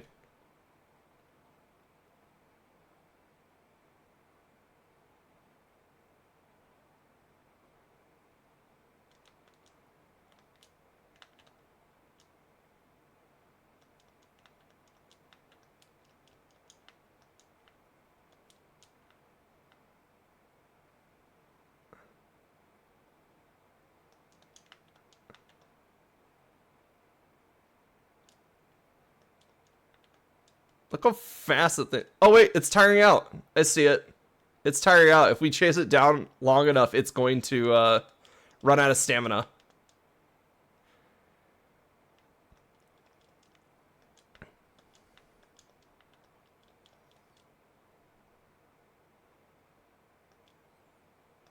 Yeah, see? Now it's like, okay, I'm running out of stamina. I'm getting slower. I'm getting slower. Boom! So I was right. We did just have to chase it down. Also, look at this Zapdos. This Zapdos looks amazing. Can Zapdos not fly? So if we were talking about Kantonian Zapdos, yes. But because Galarian Zapdos is based on a Roadrunner, it cannot fly. It's like Ostrich or something like that. You know, giant flightless bird.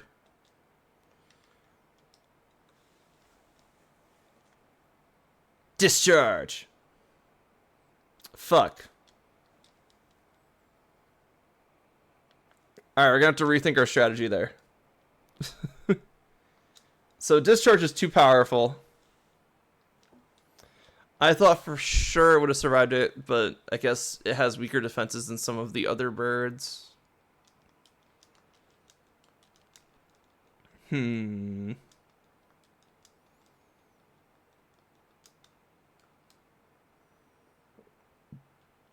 If anything, we saved after getting Voltress, so even if we're not at Zapdos just yet. Okay, that's what I thought. We're here. Alright, so let's see. Could you learn something besides damaging moves?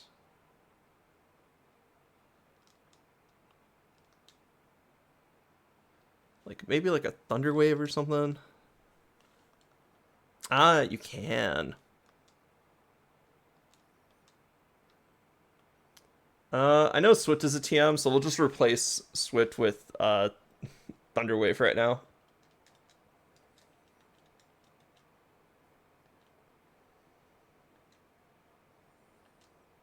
In fact, we have not been using Swift, honestly. Swift was just there to be like a max move, basically, or like a guaranteed hit, but we have Shockwave for that.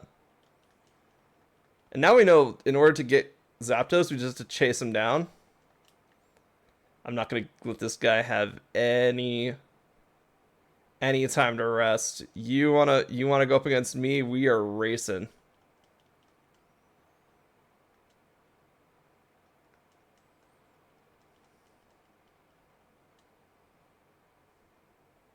Oh my god, all the hoots.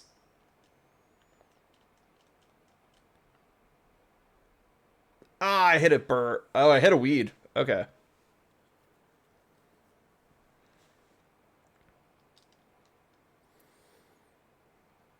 I mean, to be fair, like Zapdos also gets one of the best typings, which is flying fighting in its Galarian form.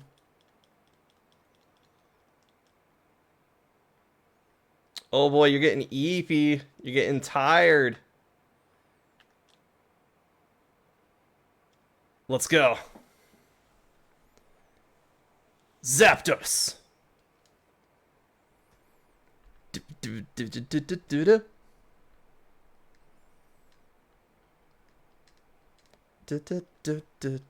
Get Thunder Waved. Paralysis. Hopefully the status condition will give us a few extra turns to even catch this thing. And then we need to swap out Fulgur. We need something that won't kill.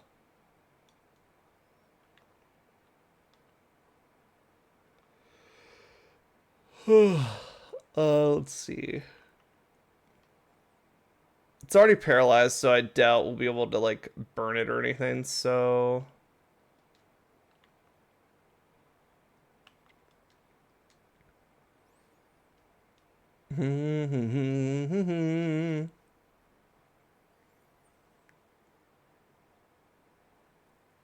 oh, what a perfect place to fight Zapdos. We fought him.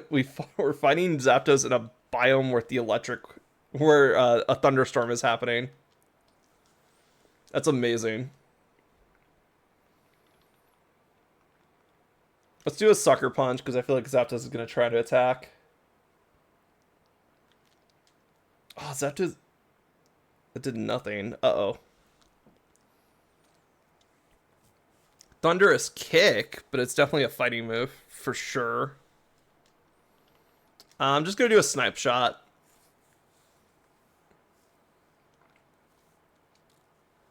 Bing. Oh, okay. That was a little bit too close. I was like, okay, Sucker Punch did nothing. Let me try this. And we almost KO'd it. Let's see. Too early for a timer ball, too late for a quick ball. We could repeat ball. Let's do a Pokeball.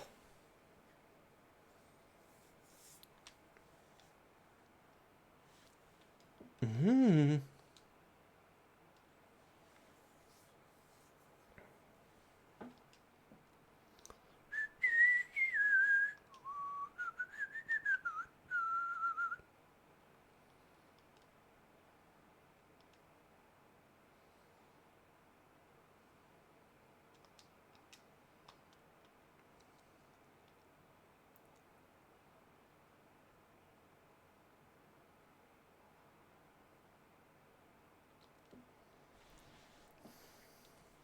Now, paralysis isn't better than sleep for catching Pokemon, but I'll take what I can get at this point. Because otherwise we'll have to spend multiple turns, like, setting up sleep. So I think paralysis for legendaries, when you can do it, is pretty fine.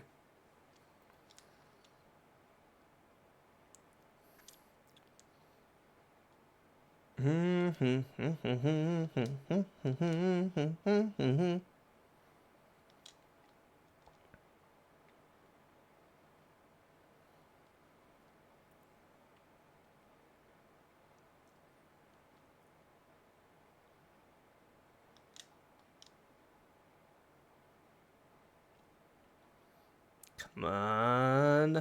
Damn it.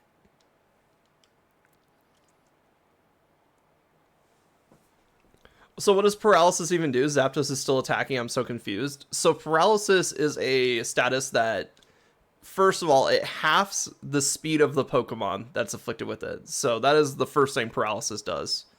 The second thing is that it has a percentage chance to just not do anything during the turn. So typically when people use paralysis, it's just to cut speed.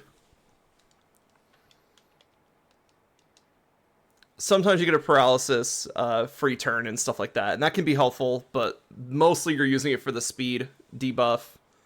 But in catching, it actually raises your capture odds a little bit.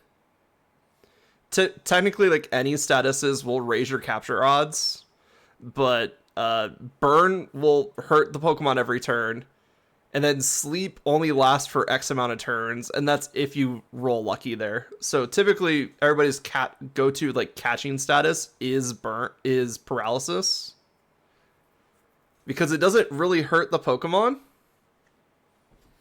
and you can just kind of leave it on there and it doesn't wear off. There are certain Pokemon that can avoid being paralyzed, but it's nothing too crazy.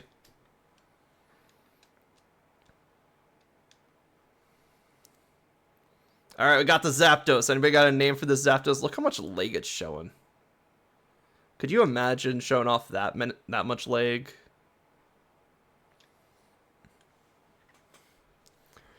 I really like Galarian Zapdos. It's really cool.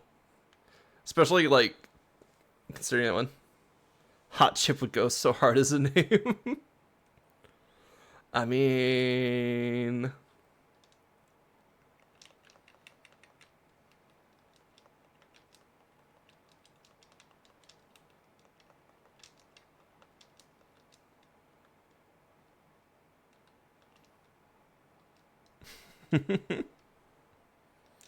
Hot chip it is.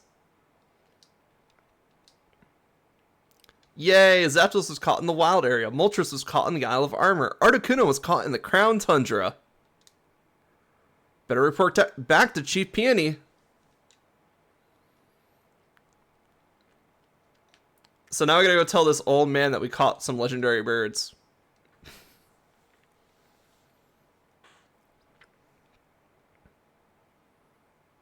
Fulgur did great.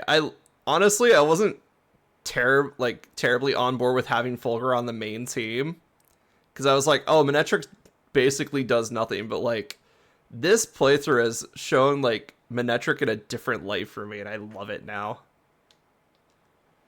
Oi, oi, Chief! How goes the adventuring? Anything to report? The legendary birds. Articuno. Wait, you really caught Articuno from the legends? That's ultra mega brilliant! Report away! So that's Articuno, is it? The legendary Pokemon that can manipulate ice? I definitely see the resemblance, but it's got this dodgy mask on and everything. Hardly seems cold at all, does it? Oh well, it's got one ultra mega icy glare, or gaze. That's Articuno enough for me anyway. Let's call this expedition a success. Got anything else legendary you want to talk about? Zapdos. Wait, you really caught Zapdos from the legends? That's ultra mega brilliant! Report away! So that's Zapdos, is it? The legendary Pokemon that can cause thunderstorms. I definitely see the resemblance, but those legs look thicker than I expected. The legendary hot chip. Exactly. And it's not exactly electrifying, is it? Oh well, it's as spiky and as long-beaked as I hoped for. That's Zapdos enough for me, I suppose. Let's mark this expedition complete. Got anything else legendary you want to talk about? Moltres. Wait, you really caught Moltres from the legends? That's ultra mega brilliant! Report away! So that's Moltres, is it? The legendary Pokemon that's the embodiment of fire? I definitely see the resemblance, but it's not at all hot to the touch. Kinda looks like it'd be more at home with the punks and Spikemuth than in a volcano. Doesn't it? Oh well, looks like it's a bit burning if you don't look too close. That's Moltres enough for me, I suppose. Let's call the expedition well done. Looks like you reported all there is to report on the legendary Clue 3 and the legendary birds. Smash it! I'll mark this expedition done! Yay! We got Dad's seal of approval on our drawing that's definitely going to go on the fridge.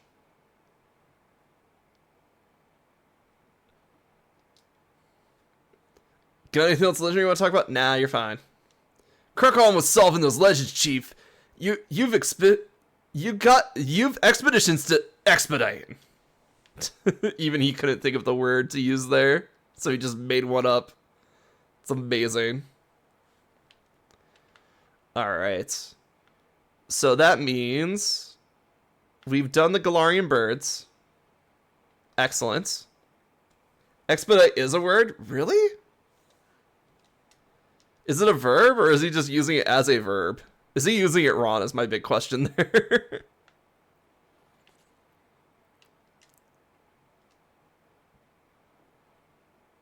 Oh, like expedited shipping. Oh, okay, that makes sense. Bird. Defiant, competitive. I love that hot chip is just in a Pokeball. It's great. You can think of it as hurried. Okay, so he is using it wrong. Because he's using it as like a verb to be like, that's part of expedition. But in reality, it's just like, oh, just hurry up, you know? Okay, so the joke still lands. It's just, it's an actual word. That's crazy.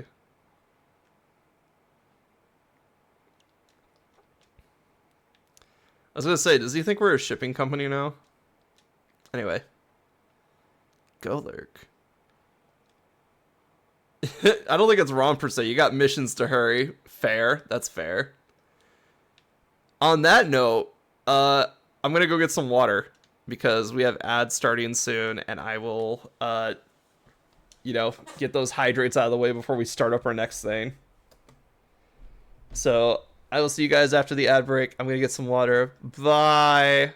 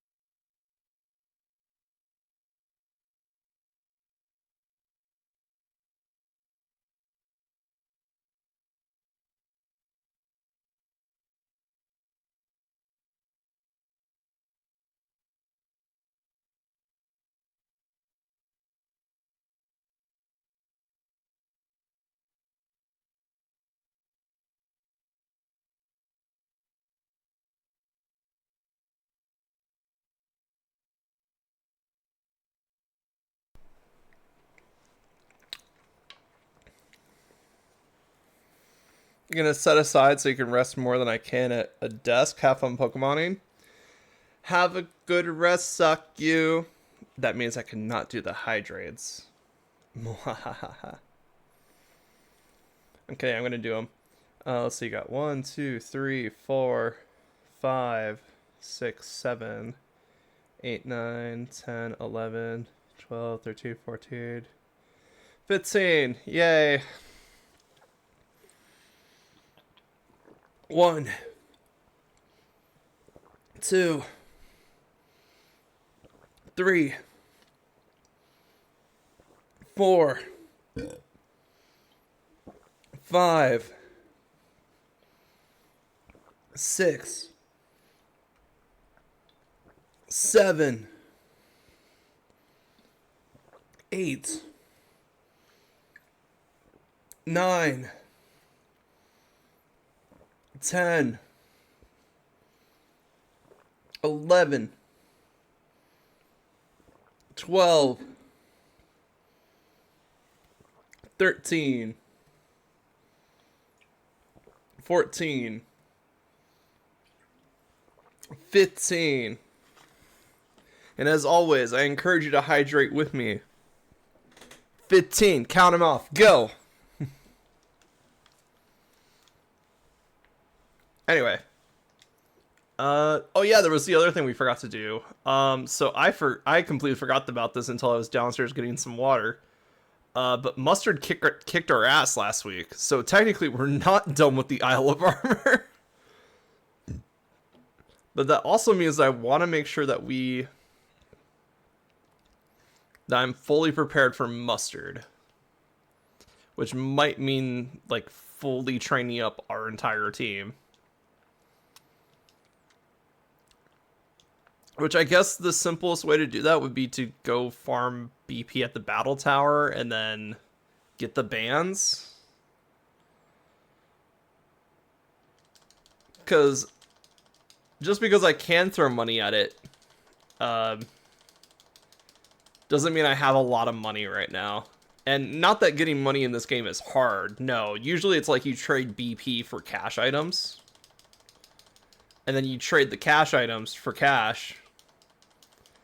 But I'm kind of saving my watts for the dojo, because I think we could also use watts to buy from the dojo.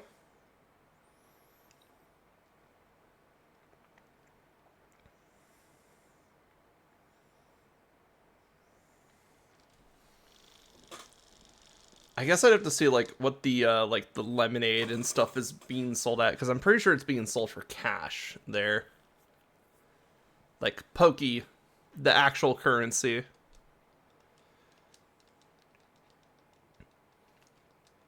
Plenty of potato curry. Let's go. Gotta dry out those potatoes. Hum, hum, hum, hum, hum. Alright. We haven't had a Pokemon show up in a while, but that's fine.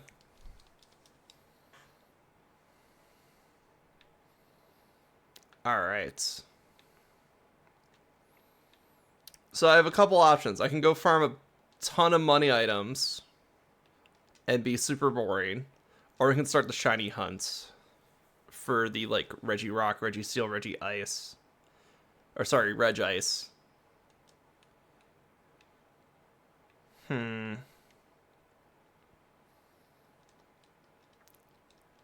Because I think the way to farm money in this game is, like, to do the tournament.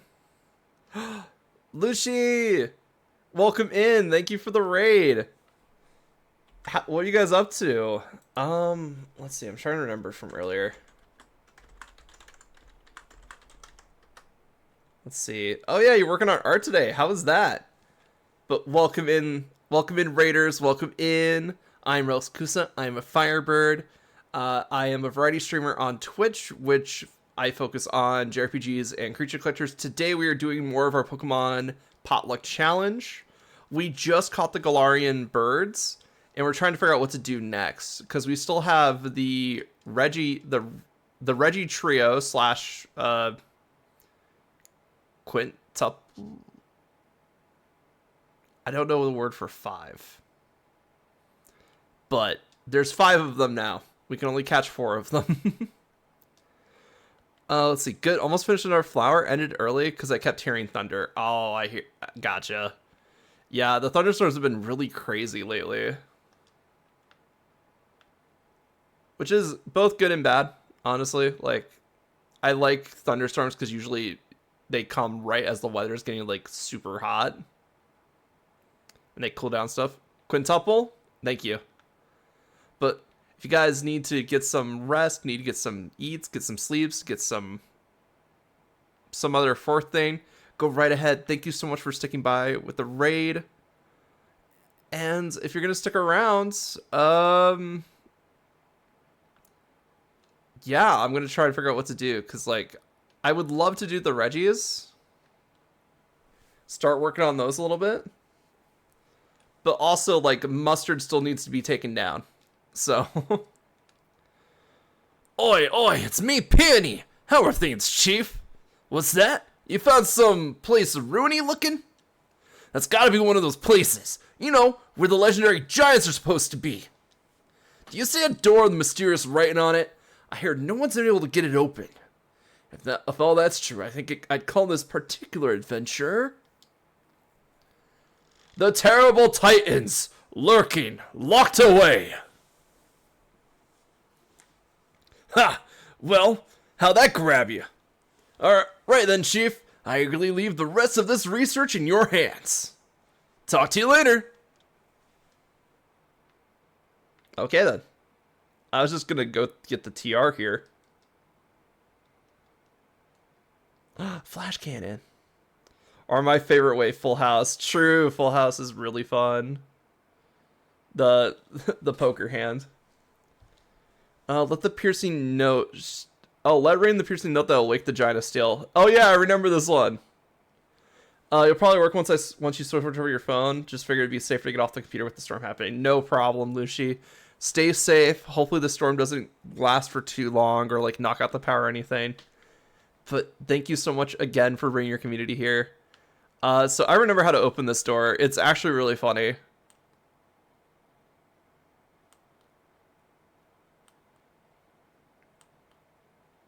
I forget. It's like, oh, you have to do it right at the door. Okay. There you go. The ruins are open. This one took me forever to figure out, by the way. Because I've never used the whistle in my original playthrough. Like, I knew how to ring the bike, but I forgot that it was also the button to, like, ring the whistle. And I believe now we can just fly to that location, right? Yeah, we can just fly there now. And I believe the other ones are the same way. So I'm going to go unlock all of them, and then we will have more flying spots available to us in the Crown Tundra, which will be so much easier for navigating. Now, I forget what exactly the other two doors open to. I just remember Reggie Steele's, because it's literally just like, it took me the longest to figure out. I was like trying to figure out everything. I was like, how do I ring a sound?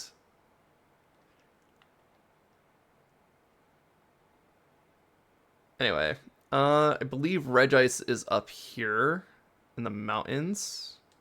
Oh. I've also been working on getting the Sacred Sword Trio's footprints. As you saw there with Verizians, I'm at like 60%. I haven't finished any of them yet. Probably won't finish them this stream. That might be its own thing, especially if I want to shiny hunt them. Because Sacred Sword Trio is not shiny locked. Let's go.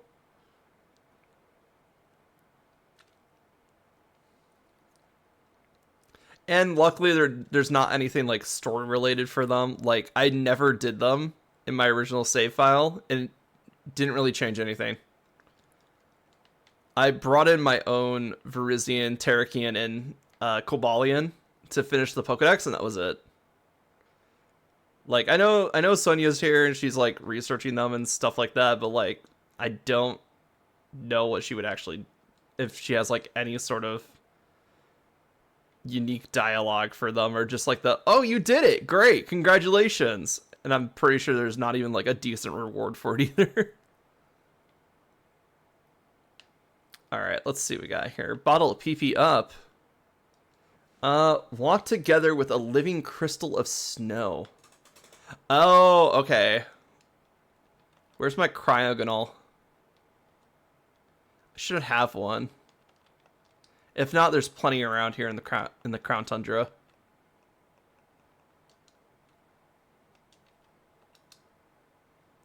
I don't have one. Alright, step 1. Get an ice crystal. Step 2, bring it to the door. That's a snow rat. Alright. There's Cryogonal.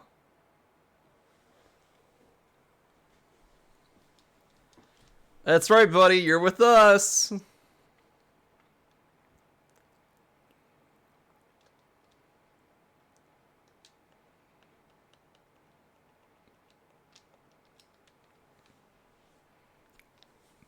I'm just going to work on opening the doors, and then we can work on shiny hunting them. Hey.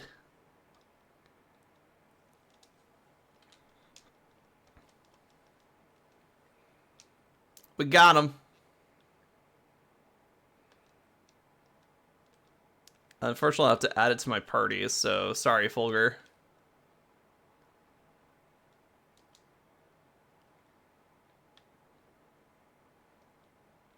And then I have to walk together with it, so no bike. Not sure if that actually matters, but, you know.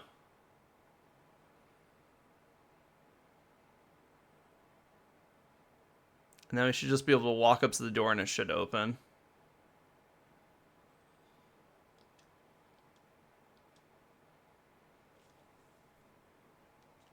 Excellent. You've served your purpose, living ice crystal. Now get out.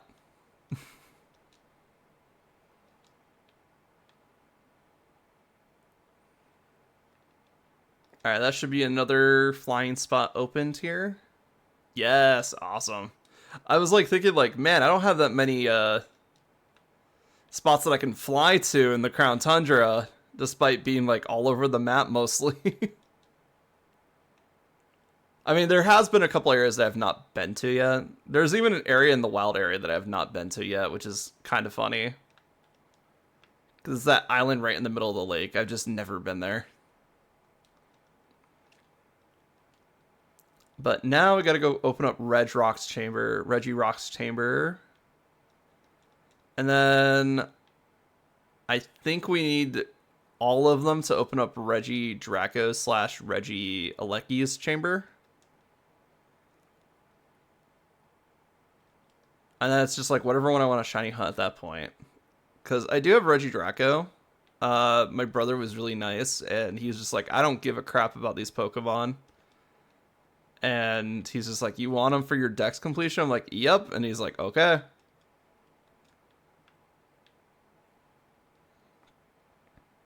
Oh, not this way. Not this way. Reggie Rock Chamber is over here.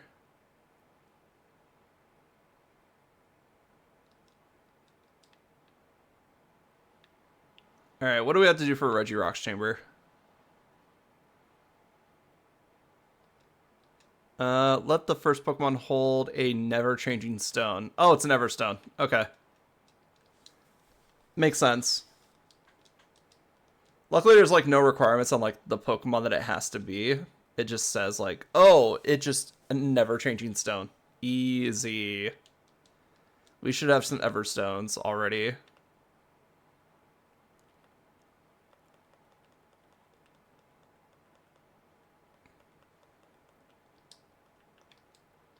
Alright, Fulgur, here's your Everstone, buddy. Now, don't go evolving on us. Easy.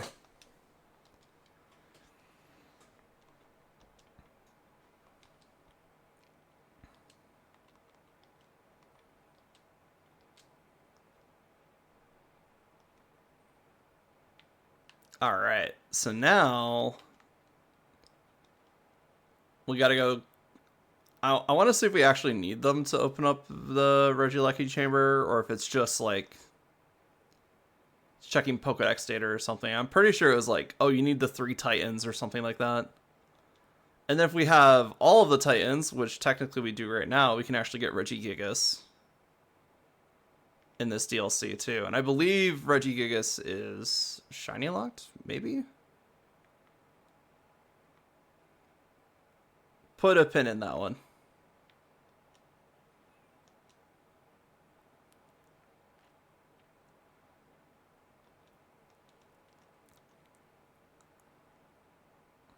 Pretty sure I still have the shiny lock list up from earlier, so we can check that. Oh boy, an Iron Will Pokemon. Where? I'm just gonna grab evidence as I see it. Oh man, the Kabutops just walking around is terrifying.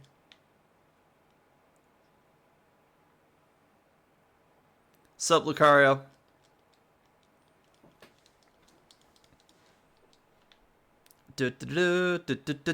Bum bum. Oh my god, there's so many footprints this way.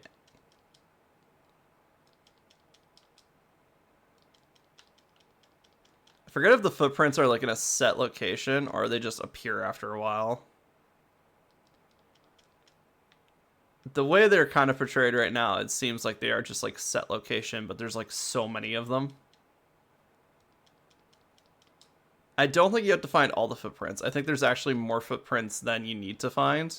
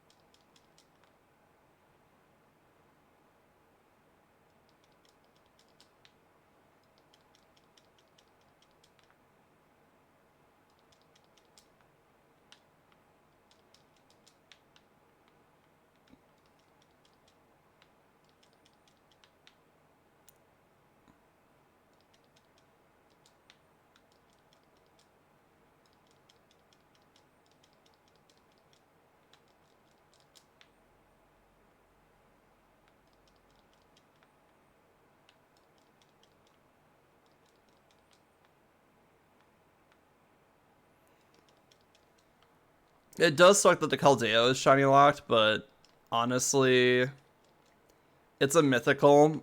Most of the time when you come across a mythical Pokemon, it's going to be shiny locked anyway.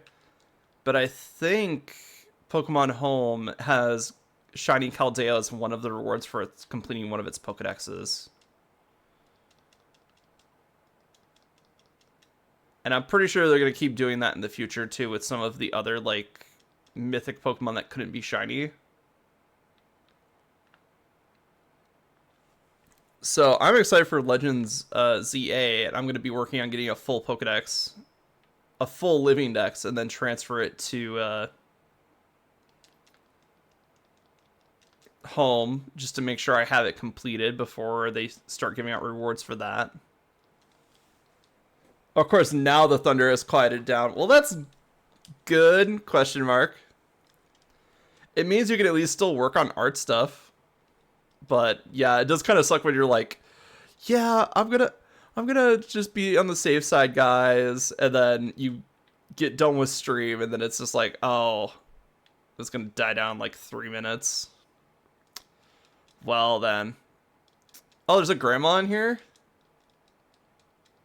You already got off the computer. That's fair. Well, look on the bright side. Now you have now you have more time in the night to rest. Oh, she makes the crowns. Okay. Yeah, because that's... We were originally going to have to go to her to evolve our Slowpoke anyway, but... Gonna play Wuthering Waves? Nice. I played it for a bit, and it was fun, don't get me wrong, but then I was just like, it ran into the same problem that Genshin has for me, where it's just like a big open world, and it's way too much of a time commitment to like power up the characters and stuff. But I'm glad that Wuwa's still getting, like, some traction, because, like, Genshin needs some sort of competition at this point.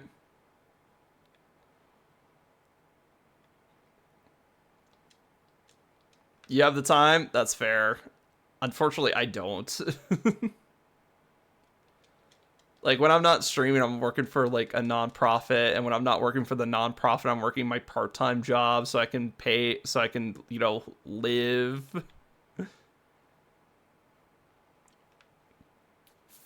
And then I stream whenever I have time in my week to do so. And that's basically how I run my life here. Valid. That's, yeah.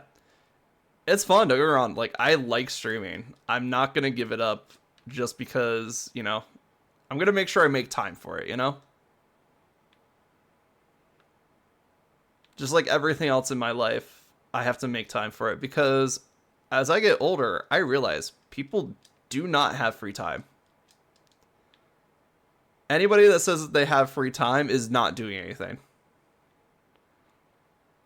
Um,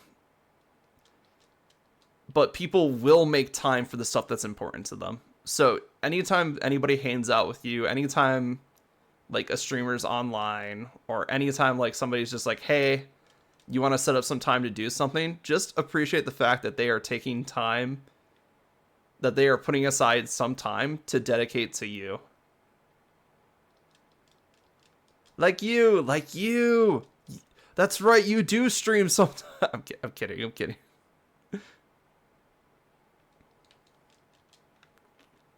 Wait, did it shoot up to 92%? What?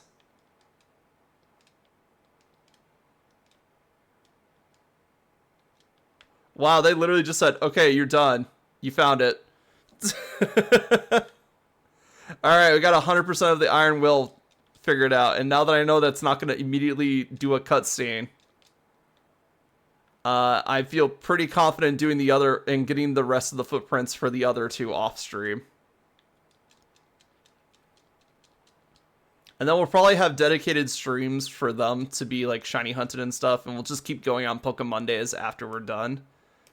But unfortunately, I have to catch the Regice. Oh, if someone says they have free time, they don't do anything. Well, I didn't mean it as a dig. I'm sorry if it came across like that. It's just like, it's just that tends to be the case. Is like they have like maybe a job that they're kind of working at, or they just haven't found something that's like their passion project yet. And that's nothing to sneeze at. Like, having that much available time is good. It's not a negative. It is actually, you are in one of the better positions of anybody in the world right now, because you can set aside time and be like, okay, I want to work on something. Oh, you're making fun of yourself. Okay.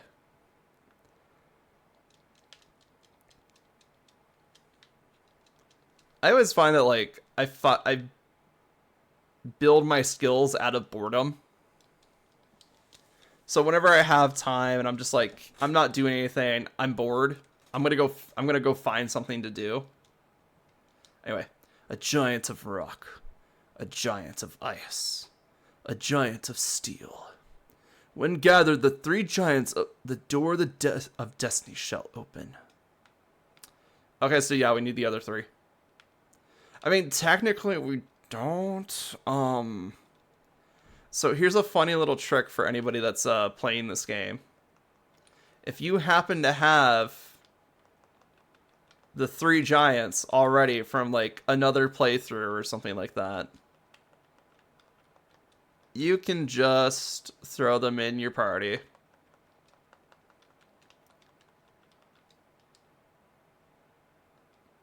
And open the door that way. A lot of people use this trick to get their second Regieleki or Regidraco. Oh, do they have to be the only ones in the party? Let's see. A giant of, was it rock, steel, and ice? I think they have to be in a certain position. Let's see. Also, I'm going to empty out my party here just to make sure it's not them. Oh yeah, I mentioned this Lilligant on earlier streams of this series, but I found Amaryllis. So, she's here now.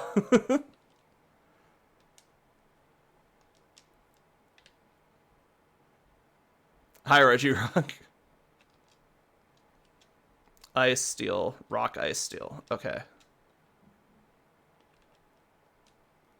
Okay. Huh. Could have sworn it would have worked there. Where are these ones that are specifically from Sword and Shield? Sword and shield, sword and shield, sword and shield. Okay. Huh. Iron Ruins, Iceberg Ruin, Rock Peak Ruins. Okay, it could be... There must be another flag or something. I could have sworn this worked, though.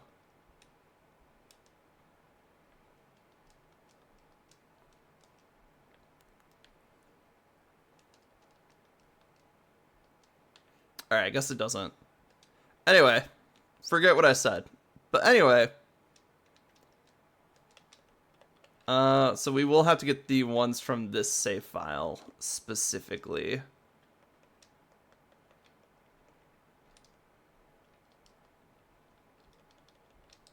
There we go.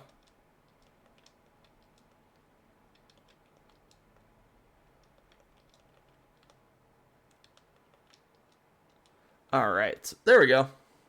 So now we know that for sure. Did I at least tag this place to be a fly spot? Yes. Okay, cool.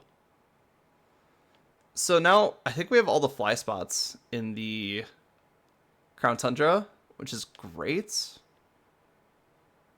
Because that means I can go everywhere without having to, you know, ride for very long periods of time on my bike. So I guess, which one do we want to do first? Reggie Steel, Reggie Ice, or Reggie Rock? It's thundering again? Man, I wish the weather would make up its mind. That does suck. It might just do that for the rest of the night, honestly. But on the bright side, you can get some rest. Because, like, nothing better to do during a thunderstorm than just sleep through it, honestly. Alright. Reggie Steel is...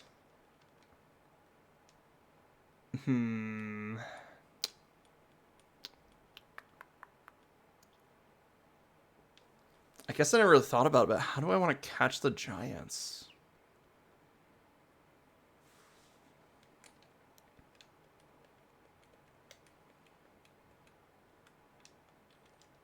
Oh, I had another set of Reggies here.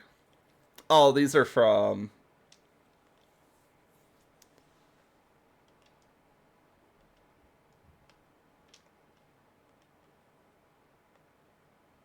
I forgot what the pentagon is. That's not Paldea, is it? No, Paldea's symbol is like the eye. And it would not show up in this one. Oh yeah, here's my Zamazenta from my previous save file.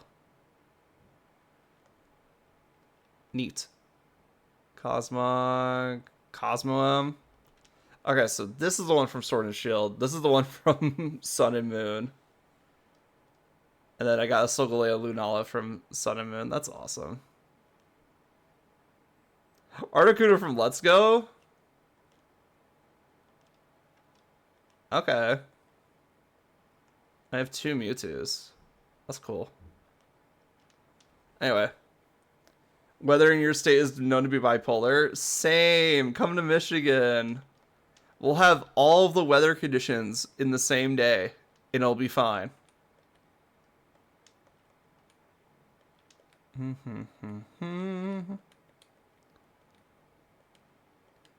Let's see.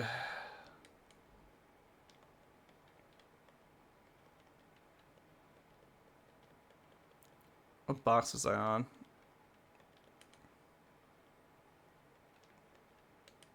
Here we go. Okay, so... Technically it is a steel type. We could... I think we can paralyze any of them. Because I don't think rock resists paralysis. However, the Regirock will probably have Earthquake or something similar. So I'm trying to figure out a way that we could avoid that.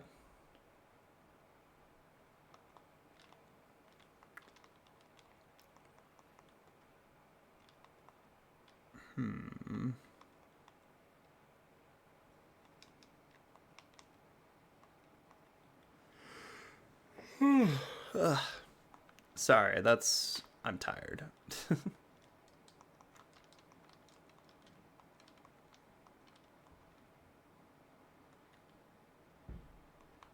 Um. Hmm.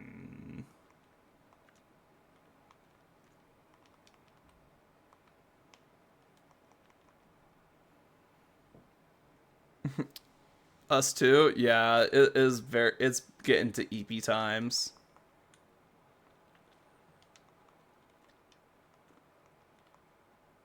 Hmm.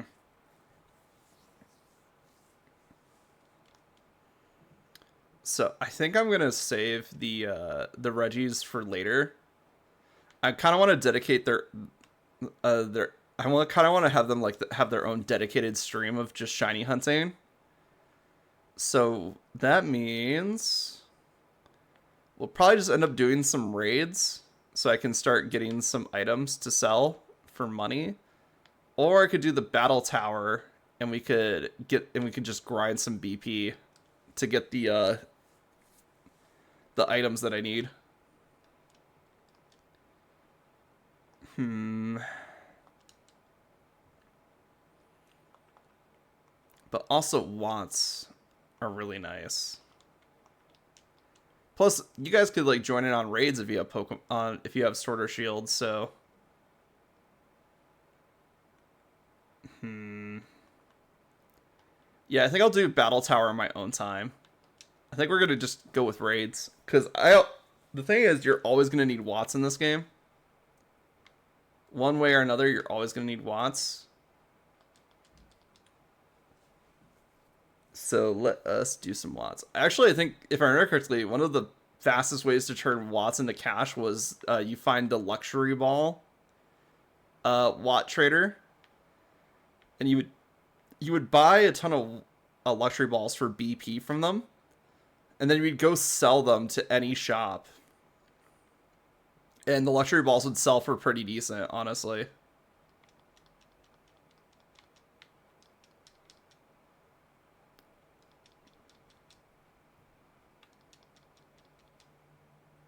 There's so many large leaks here.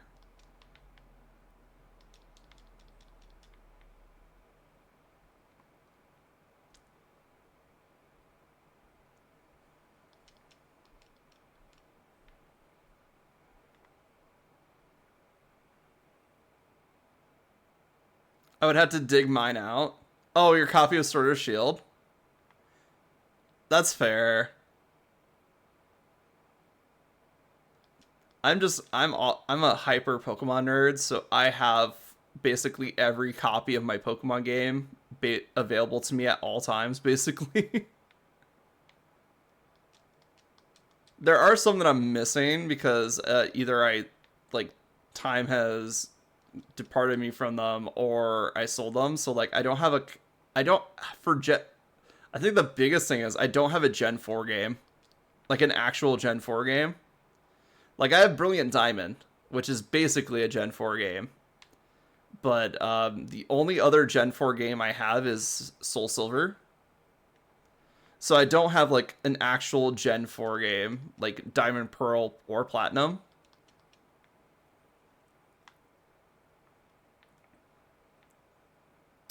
And at this point, I'm like, I should probably just get Platinum. But I forgot if Platinum has certain restrictions. And by that I mean, does it work with Battle Revolution? Because I could have sworn there was like a Gen 4 game that did not work with Battle Revolution, and I forgot if it was Soul Silver, Heart Gold, or if it was Platinum.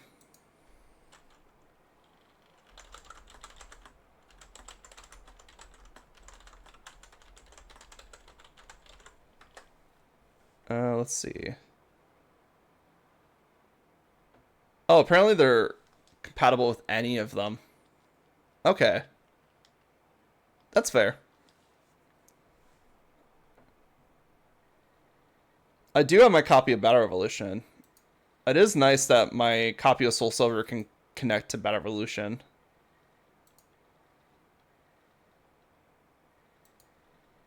Which console is Battle Revolution on? Wii!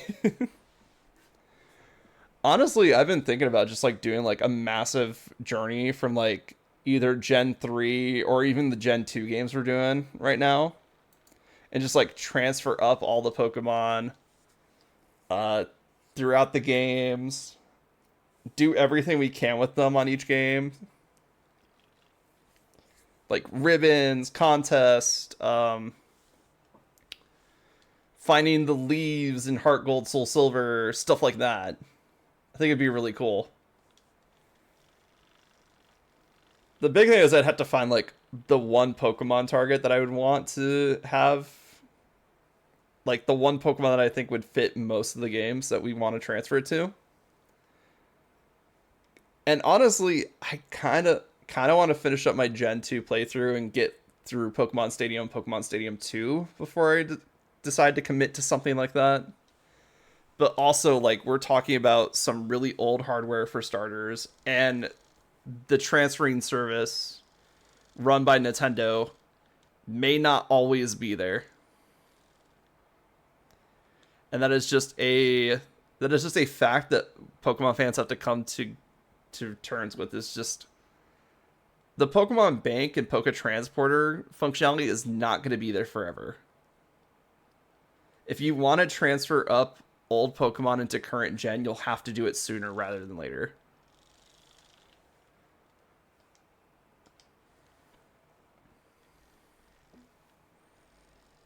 I don't even want I'm catching a 3-star double, actually. This thing has, like, nothing. The only reason I did it solo is because it was a 3-star, and no one's going to join in on a 3-star raid. It's all about those 5 stars or those rare raids. You unfortunately don't have games for most of the older gens. That's fair. Honestly, at this point, I'm going to be completely honest. Get ROMs. Because the older Pokemon market is insane. Like, at, at this shop that I go to quite regularly, they have a copy of Platinum in box, by the way, for about $100.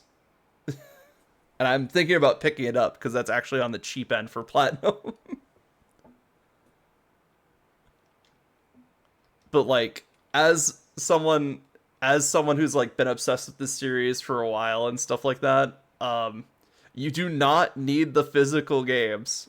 Trust me. If you want to go play Pokemon Gen 3 because you've heard good things about it, go play Pokemon Gen 3.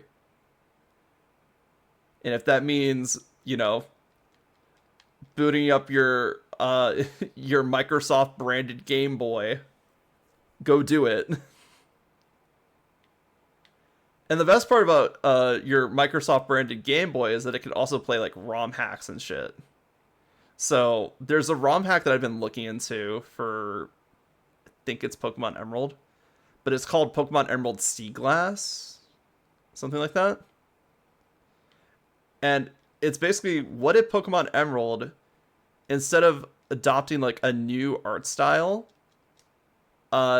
basically did an improvement of the Gen 2 art style. So it's like got like this 2.5 stuff going on, and they've redesigned like the entirety of Hoenn as if it was like Johto, basically.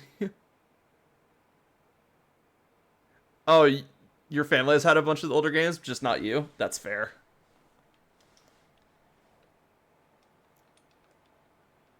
Especially nowadays, like, retro gaming has unfortunately taken off to a certain degree that it's really hard to find certain games now. And it's just because everybody's like, oh wait, we can do the thing. We can, honestly, I blame modern gaming for the fact that retro gaming has taken off. They've made the games really fun, but also really boring for modern era. Like, if I pick up a Metroid game, I know what I'm getting into. It's a Metroid game. Alright, let's connect online. And then this is a 5-star, so I will invite people. If there's anybody in chat that would want to join, unfortunately I'll have to set up like link codes and stuff like that. So if anybody does want to join in on some raids, let me know. and I'll start setting up link codes.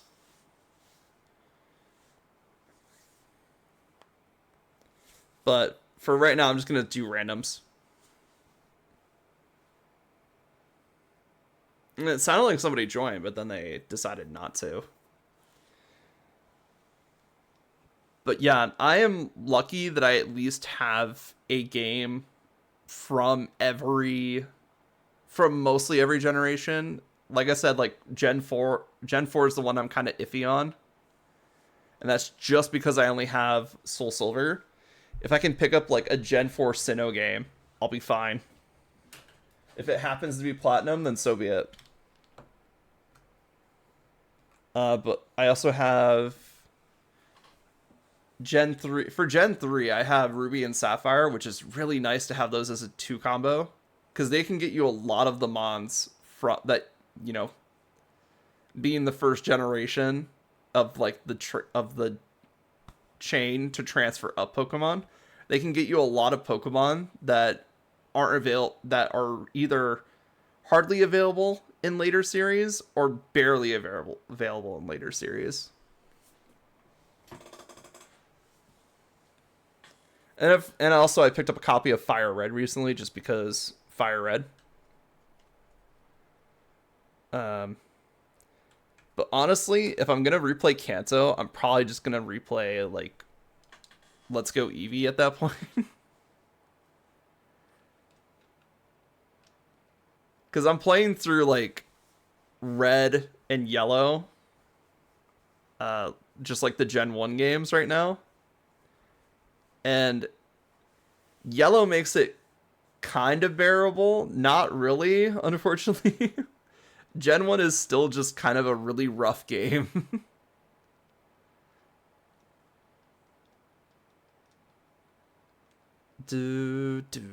Oh, they got a blue Braviary? Let's fucking go.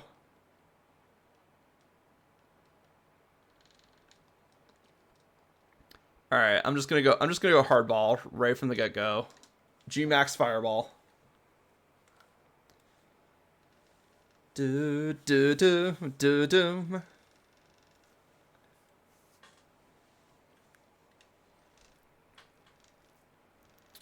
But also replaying Gen 1 made me appreciate how much of a compliment Gen 1 and Gen 2 are to each other.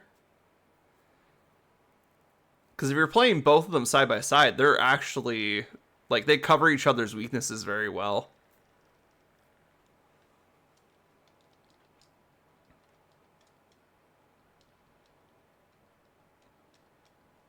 Like, for example, in Gen 2, you don't get the evolution stones till you get to Kanto, basically.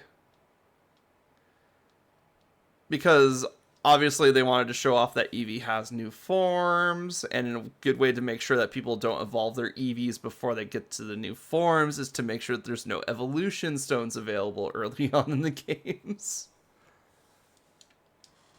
But that also means that you miss out on like Pokemon like Vileplume. If you're playing Silver, you miss out on Arcanine early on, and let me tell you, like, Growlithe's not worth it anyway. Arcanine's definitely not worth it. Early on, I mean. Like, once you get Arcanine to, like, level 40, 50, it's fine.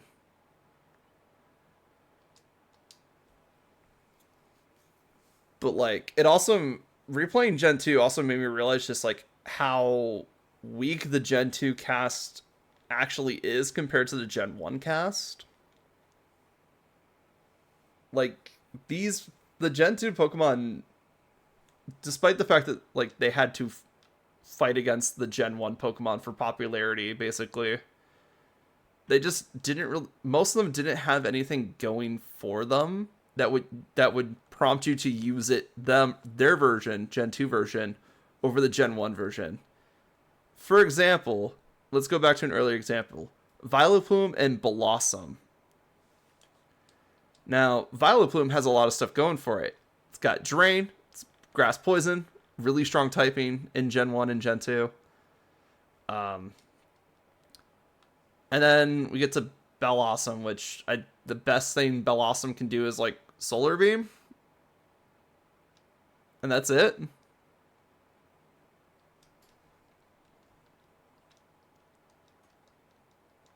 And then I think it just has weaker defenses than Vileplume. So it's like it doesn't even stay on the board long enough to, you know, make use of its basically mono grass. And then there were certain Pokemon that were just straight up upgrades from their Gen 1 counterparts, but it's just like they weren't that much of an upgrade. So like Golbat into Crobat, sure you get a bit faster, but like not by much. In some cases, you're just better off staying as Golbat.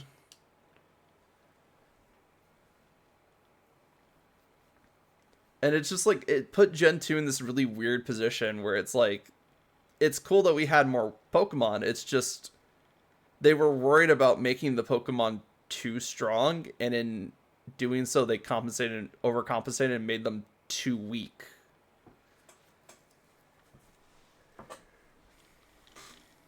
And I just thought of like Sunkern, which is basically Gen 2's Magikarp, and how many hoops you have to go through just to get a Sunkern in the first place, and then to evolve it. So Sunkern only show up in the morning, which was a time-based feature that they added in Gen 2. Morning, day, and night. And you would have to catch a Sunkern. And then you would have to get a Sunstone to evolve it. And the only way to get a Sunstone in Gen 2 is to win the bug catching contest. Not just participate, win the bug catching contest. And if people don't know what I'm talking about, Gen 2 on Tuesdays, Thursdays, and Saturdays, if you went to the national park, you would be able to do the bug catching contest, which is you have one Pokemon and you're tasked with going to get a bug Pokemon out of the national park, which is really cool because they change the entire list of Pokemon that you can find in there. You can find both Caterpie and Weedle, and then Scyther or Pinsir. I believe that was the entirety. Oh, I know, there's Paris too.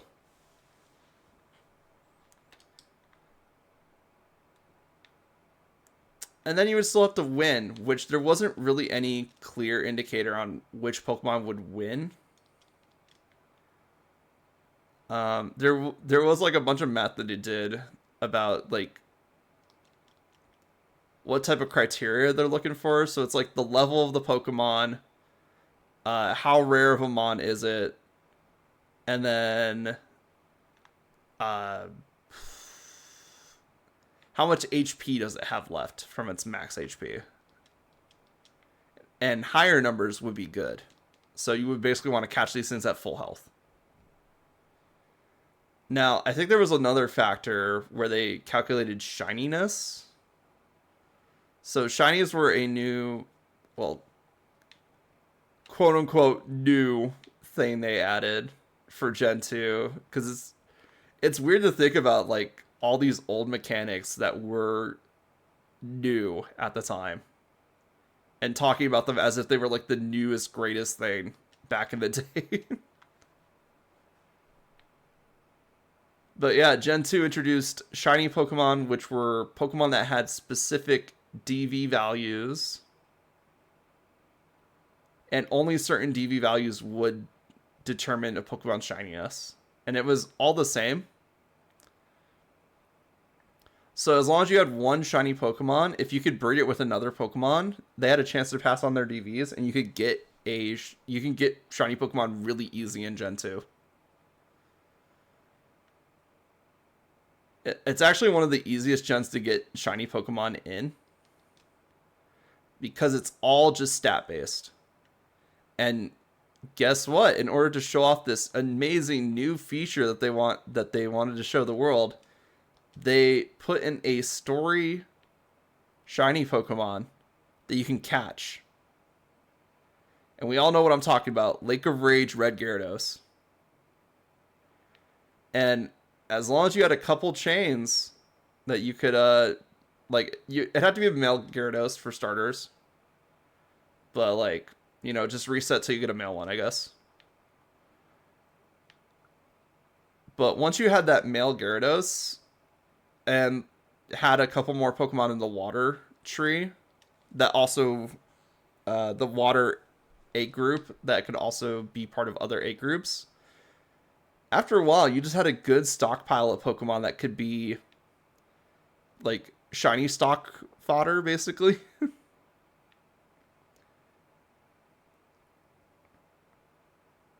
So that's what made getting shiny Pokemon really easy in Gen 2, is just because it was all determined by stats.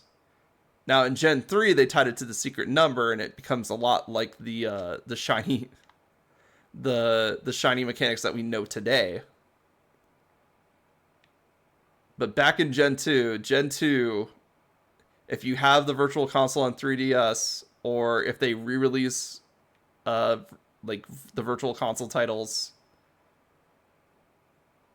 on the Switch 2, it'll be really fun to shiny hunt those because they are just stupid easy shiny hunts.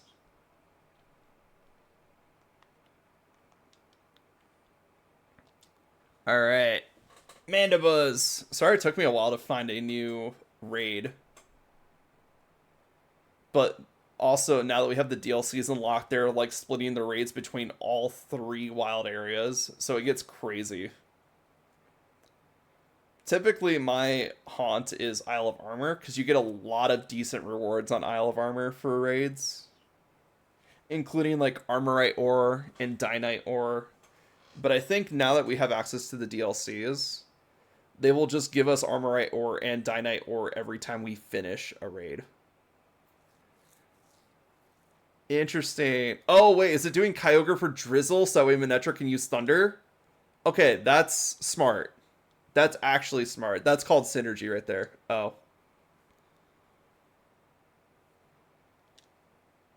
Boo. Alright, let's see if we can get some more people for this Mandibuzz raid. I also just remembered there's a way to like farm Watts off of the same den. So what you do is that there's a raid rolling uh there's a way to roll raids in this game. So say you have a like the right type of den that you're looking for in a den. You can actually keep rolling the Pokemon in that den until you get the one that you want. And it's how a lot of people specifically did target hunting. Uh, there's also some other stuff that people figured out with Sword and Shield raids. They even figured out like which dens would basically guarantee them shiny Pokemon. But that requires you like rolling the den a couple times to figure out like what its actual shininess value is. And then it would be a specific rate. It would be a specific number. So like say it was like, oh, it's a shiny den, but it's going to be in 4 rotations. So you would rotate it 4 times. Let's see. I think I'm gonna just hold off and let somebody else do the max here.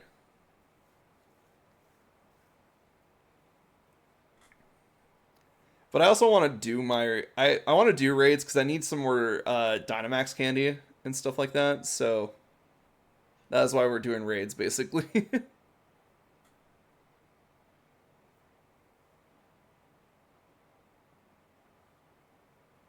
Honestly, I think what makes Pokemon one of the most unique series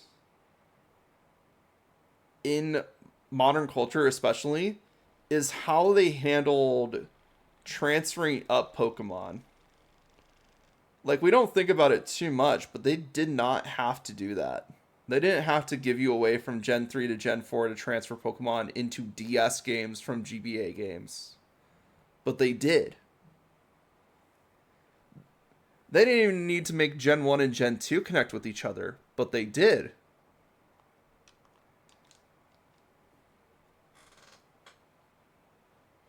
And it's really cool to see how like they've handled data transferring for Pokemon going forward in the series.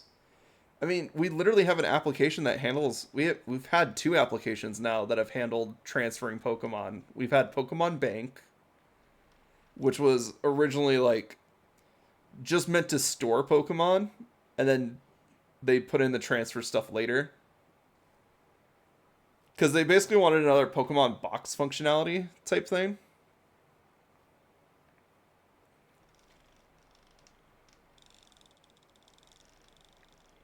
Which Pokemon Box is pretty funny. Just storing your Pokemon on a GameCube memory card, basically.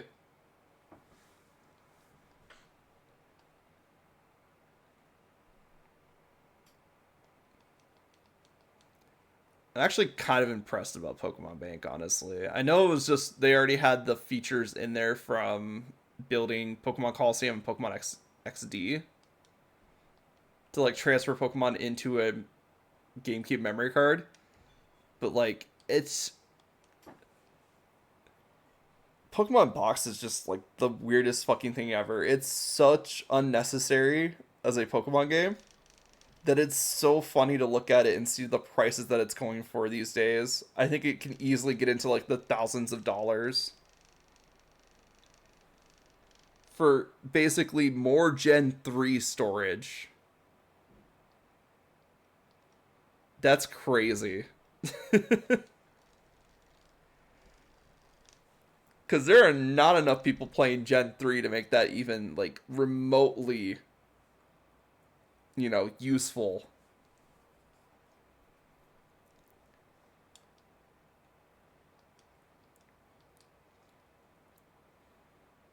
Oh, it's a shiny Raikou. Nice.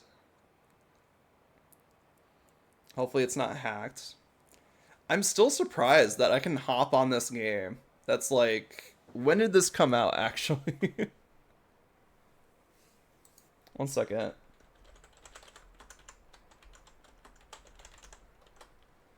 It came out on 2019. And there are still people playing this game and doing raids and stuff. This is crazy. Pokemon is weird.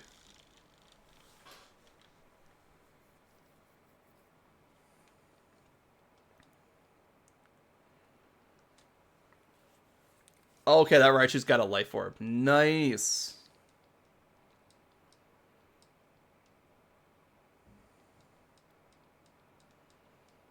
Hmm.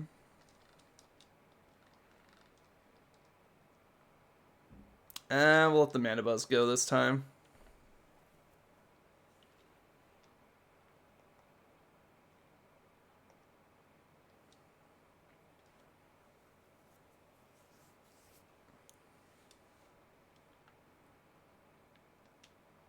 Alright, what do we got? Didn't catch the Mandibuzz. Yeah, these are all the Pokemon I've caught through raids, mostly. I had to catch the Patil for Pokedex entry. Oh yeah, I should probably see what my levels are at. Darkly could use some more Dynamax levels. Ayumi could. You could give Lycoin Dynamax levels, but I don't think Zamazenta or Zaishin can Dynamax, so it's just you're putting candies in for no benefit whatsoever.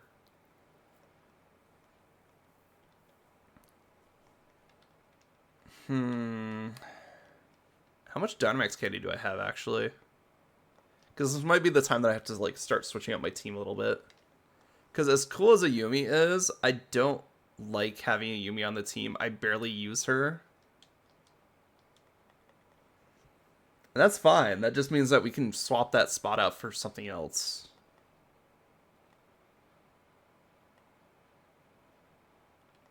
Like, yes, it's a shiny. Yes, it's cool. But, like, Ninetales has not had a really good run competitively for a while.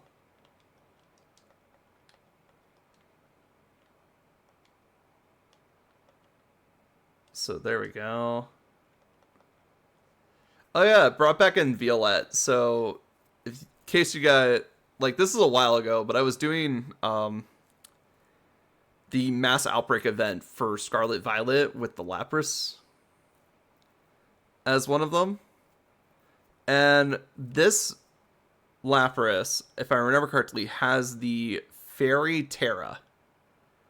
But I wanted to bring it back to Sword and Shield to give it the Dynamax, uh, the Dynamax, or sorry, the Gigantamax factor.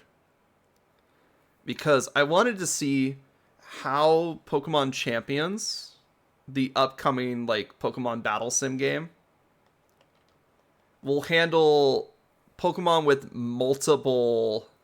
uh, multiple, I guess, features on them. So I wanted to see how it handle a Gigantamax Pokemon that can also Terra,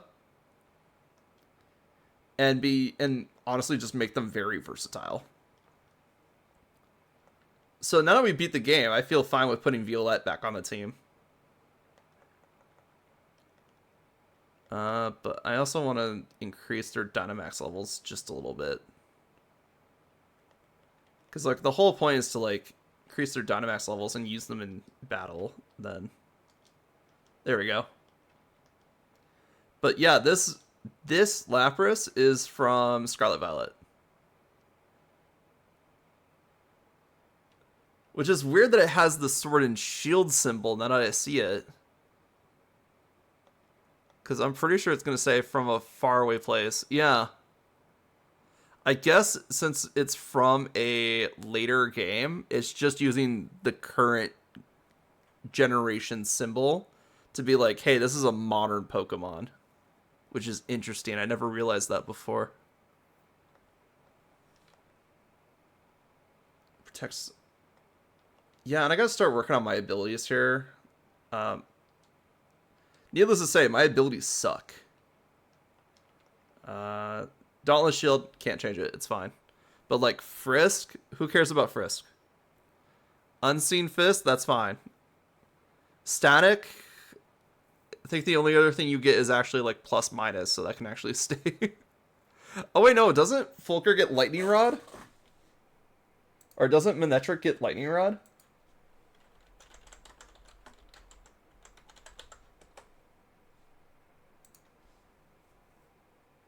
Yeah, static lightning rod and minus. So it'd actually be better if we gave it lightning rod. Also, I'm looking at Manectric's shiny. It looks so good, actually. Alright. But let's see. I gotta start figuring out, like, what I want to do. Because, like, Fulgur is a bunch of attack that it's just not using because it's a special attacker. And a lot of my other Pokemon are built the same way because they were part of the story. Except for Violette. Violette has, I don't think I've done any training with Violette so far. Which is probably a good thing. So I'll put Violette back for now until we're ready to start, like, training them properly.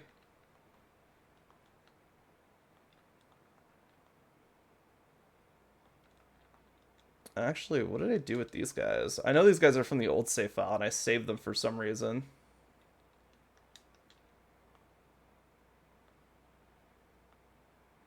Fifi makes sense, because Fifi was my way to make money. It was also a really slow way to make money, so don't worry about it for right now.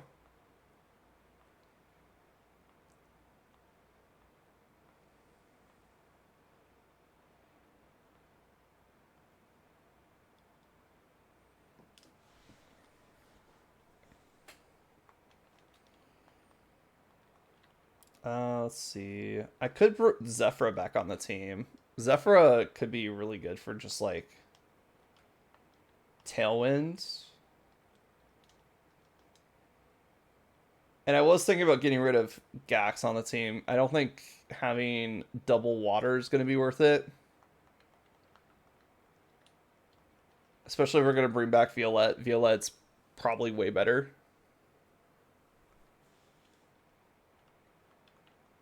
The core 4 here, though, I really like. So... The double dark weakness is kind of rough because what are they weak to? Fighting and fairy, basically. Oh, and bug. Hmm. Fairy I could get rid of just by putting a steel type in the team.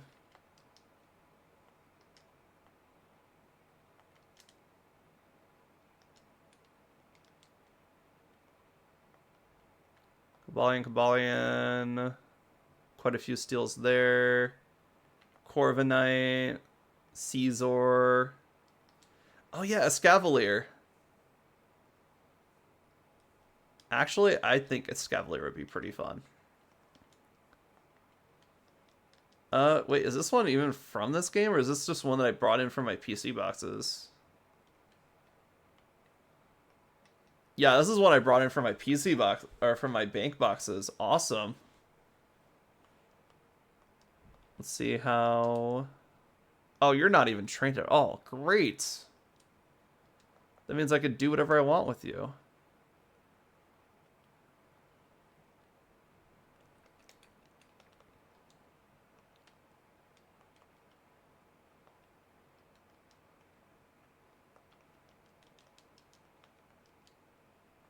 Oh yeah, we do have a steel type, because I forgot Zamazenta turns into a steel type if we give it the rusted shield. Does Dauntless Shield activate even when it doesn't go into its proper form? Yeah, okay, so it would get the defense bonus no matter what. But let's see. Zamazenta. Oh my god, Zamazenta's shiny is so good. I'm so sad I couldn't get it because I played Shield. Alright, what's the stat difference between the two forms here?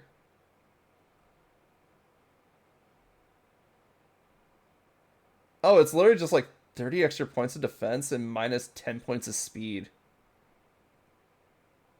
Actually.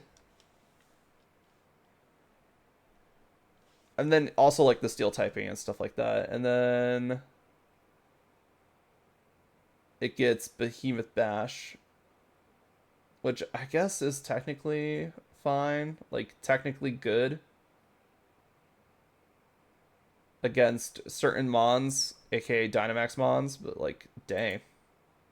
It's not as good as Zaician's, unfortunately.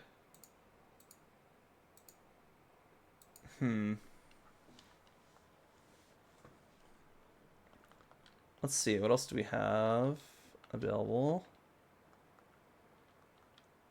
Because I just realized it's like 2 fighting 2 dark types on the team. So, I do want to use Lycoen. I think we have to get rid of Hitomi. I think it's time to put Hitomi on the bench, unfortunately. Which is sad, because I do like Hitomi. But I like Lycoen better. And that should cover up. So now we went down to our main 3, which is oof.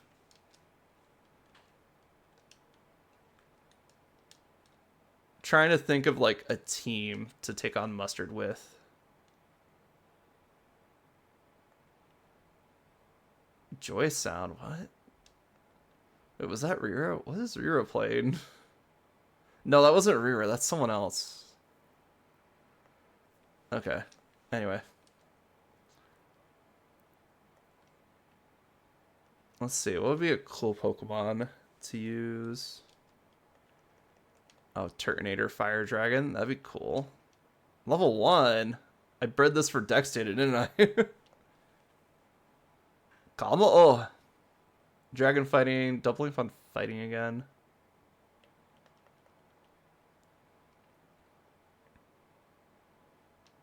Wait, I could have sworn I had a Seadra from my last save file that I was going to trade into being... Yeah, this one. I was going to train this one up to be a Kingdra.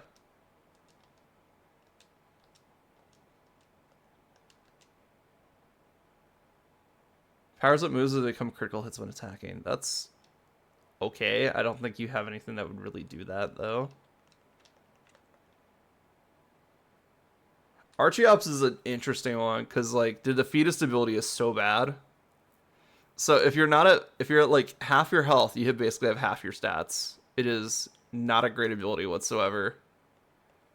But I kind of like it for that. I kind of like that it just has a shit ability.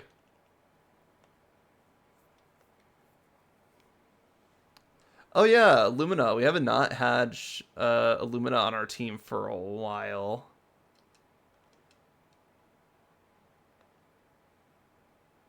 Thexpor.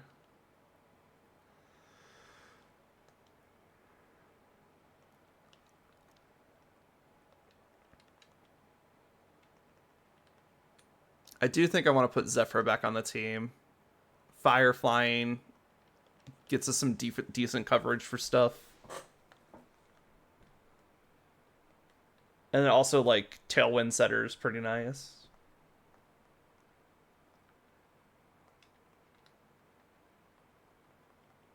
And then, of course, Violet. Which means we have Electric, Dark Fairy, Fighting, Fire Flying, and Water Ice. Well, Fighting Steel, technically. Which means... What exactly?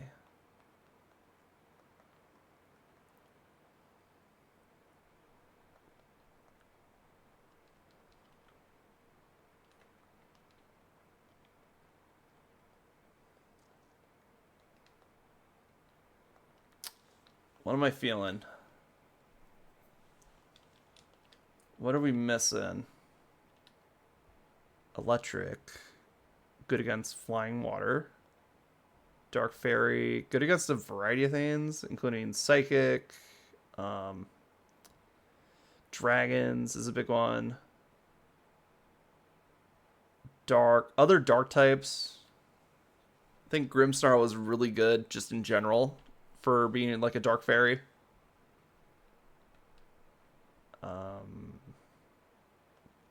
Then we have Steel Fighting, which loses to other fighting types. Really, Steel Fighting is... I know it's part of Lucario's typing. Everybody loves Lucario, but like Steel Fighting is probably the worst fighting type ever. You're using it for the Steel typing more than the fighting typing. And then we got Fire Flying, which handles a bunch of pesky things. I think Resist Fairy. And Water Ice.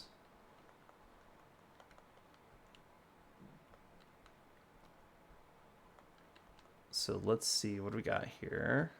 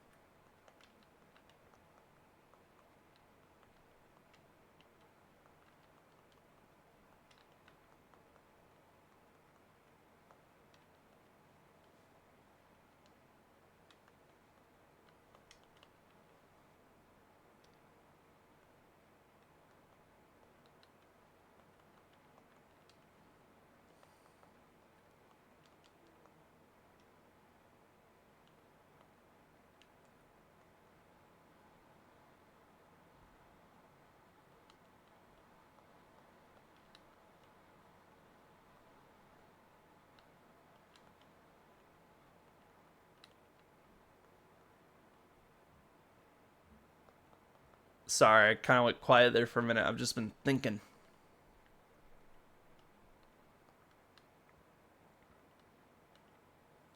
I'm trying to think of a good type that would round out our team, but the only thing I can really think of is like poison.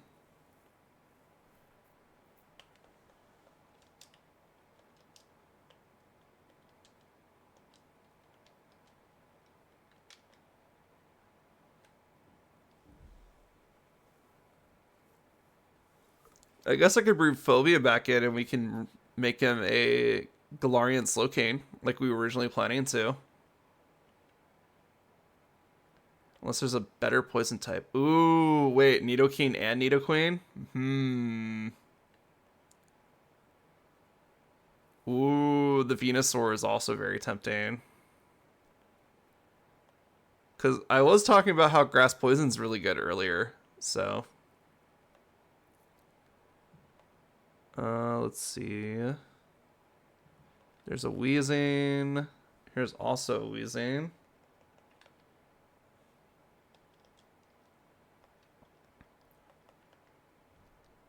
Turnitus being Poison Dragon's also interesting, but we also have Dragalge and Shield. I think I like my Dragalge better. Though I don't even think this is my Dragalge, because I think I have a shiny Dragalge. Dragalge. Same with Toxapex here. I'm pretty sure I have shinies of them. They might be in Scarlet. Tentacruel. We already have a water type, so I'm not too worried about that.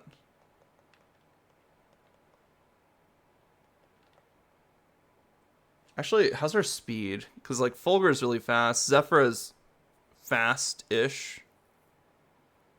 But I think it's like if we start with too many... If we have too many speed on our team, we're losing out in defenses. So while Crobat... Wait, is Crobat a champion? Wait, what?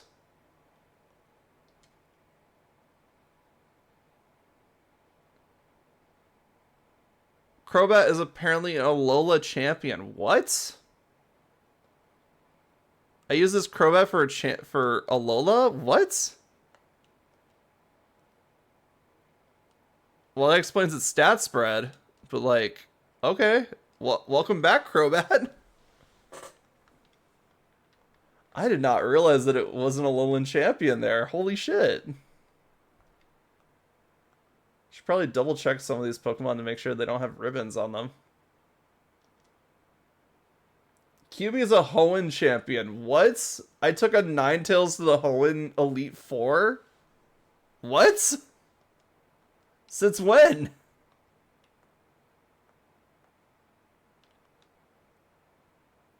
This must have been during during Alpha Sapphire Omega Ruby, because I don't have any other memories of this otherwise.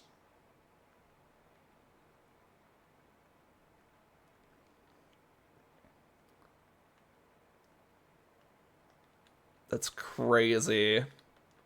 I really should check some of my old Pokemon and make sure, like, see if they have ribbons on them.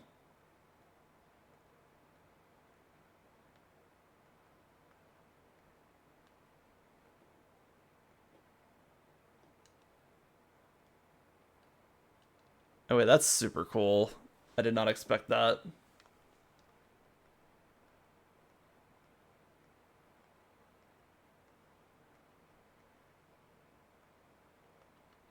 Zamazenta being a Galar champion? Yeah, it makes sense. I used Zamazenta for both Galar teams, I guess. Oh yeah, Volcanion. Same with Deontay.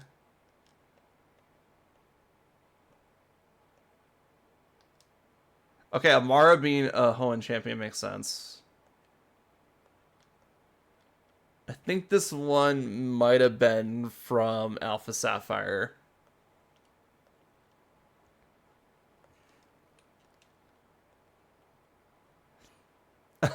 Wait, is this my original Eternatus from my last save file? Wait. Oh my god, I literally made it a special cannon for raids. Because, just so you know, Eternatus has Dynamax Cannon, which basically all legendaries in this generation have access to a move that gets stronger when you're up against something that is Dynamaxed. So yeah, you're definitely going here. I called it Spyro, are you kidding me? That's so funny. But yeah, Eternatus is being my raid champion here. Wait, there's another Golbat here. What? Or another Crobat here. Anything cool on this Crobat? Because I know I've used Crobat a couple times. Nope. Dusknoir the Sociable. That's kind of terrifying. Wishy-Washy the Worn Out. Aw, okay. This one was kind of funny. This is why I like marks. Marks are funny.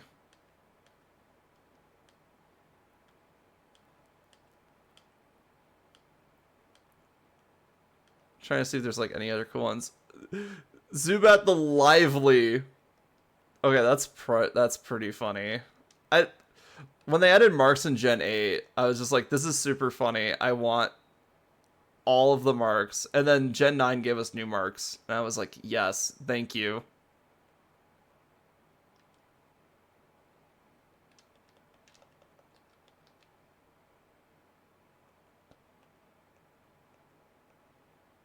Hokage once? Oh, okay, I got this from a trade. Makes sense.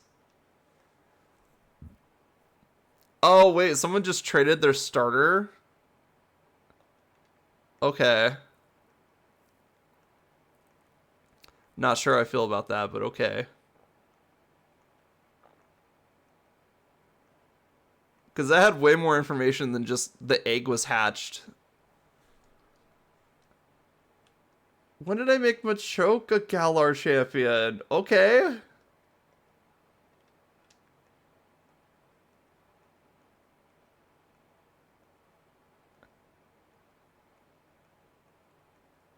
Sorry, I got super distracted by this. I am kind of wondering what other, like, lost gems are in here.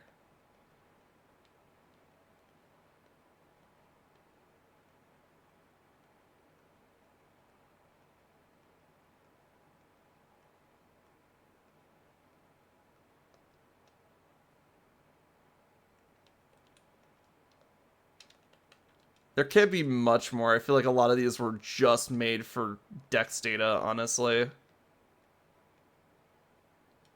Paulo-san the Anxious. Me too, buddy.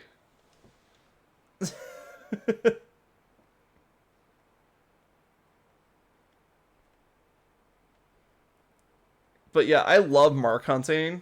Because sometimes you end up with something like this, and it's really funny. Like a sandcastle with anxiety. That's amazing. That's funny. I love that they added marks and they just have like little personality traits added to the Pokemon. Do they do anything? Not really. Are they fun to have? Absolutely. And then sometimes you can actually add titles to your Pokemon. So like the Galar Champion ribbons, if you beat the tournament, you get them added. And then also like you can keep bringing them up. So like QB having the Hoenn Champion ribbon, I can also make them have the Galar Champion ribbon, and so on and so on. But because now QB is in uh, Sword and Shield specifically, I think the only games they'd be able to have access to are like Sword and Shield, Legends Arceus, Scarlet Violet. So I'd only be able to get the ribbons from those games. Which, don't get me wrong, there's a lot you can get in Scarlet Violet. So you can get one just for walking around with your Pokemon. So it's like like there's some that are pretty easy to get. There's also like the partner ribbon, which has the same requirements as like. Oh yeah, I haven't checked any of these Raidmons. I don't think the Raidmons have any chance to get ribbons. So any Pokemon that you catch from a raid cannot have a ribbon, I don't think. If they can, I have not seen a single example of them getting one just yet. Which kind of sucks for all of my, like, Gigantamax raid Pokemon that I just caught. Oh man, I'd love Cadmon to get, like, the partner ribbon from Scarlet Violet, honestly. Cadmon's been, like, secretly goated for raids. Wait, Toxicroak is paralyzed? Oh, it must have been from a raid.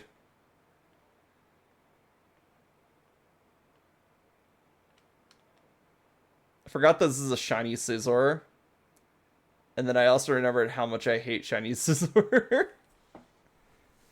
It looks pretty okay in Sword and Shield because it at least kind of looks goldish, but like it's green. And then like XD and Coliseum gave us the best Scizor shiny color, where it's actually gold. And then turns out like a lot of the shinies were like off-brand in that game, so they ended up fixing them, a lot of them.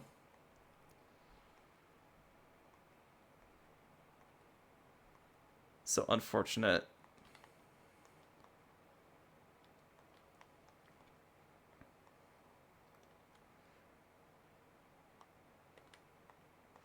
Same. I'm guessing to the anxious part, yeah.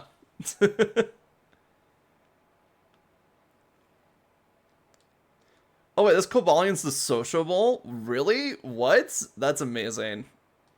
Parisian the Peckish. That's just too amazing. Oh! Our Articuno has the Snow Frolicker title. Okay. Are only one of the 3 birds to actually have a, like, unique title on them. That's cool.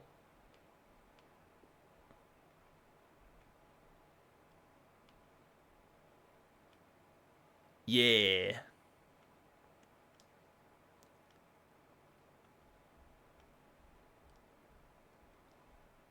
Oh, this Cryogonal is sleepy. Me too, buddy.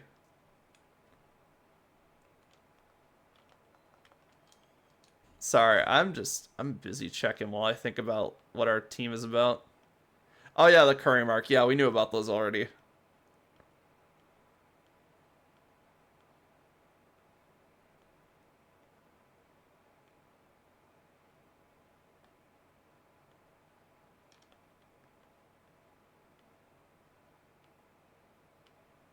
Dur, dur, dur, dur.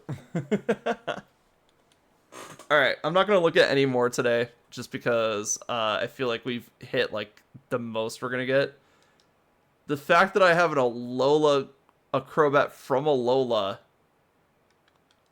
and was on my championship team is amazing to me. Or at least one of my championship teams. Oh, did we not use Lycoin for the I guess, yeah, no, that makes sense, because we didn't have Lycoin for the Galar tournament just yet. Okay, so I could do the Galar tournament, get that ribbon right there, no problem.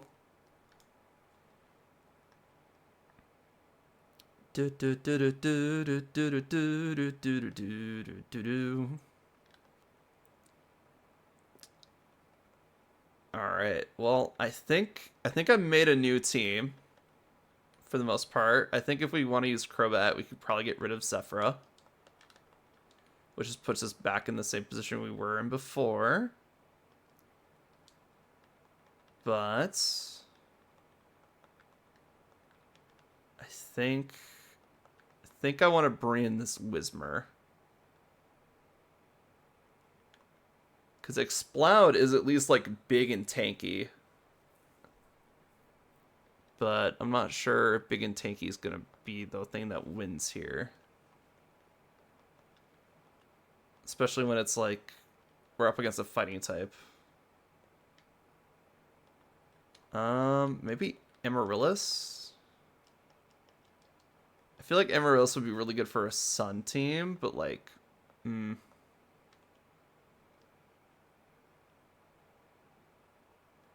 cool as she is.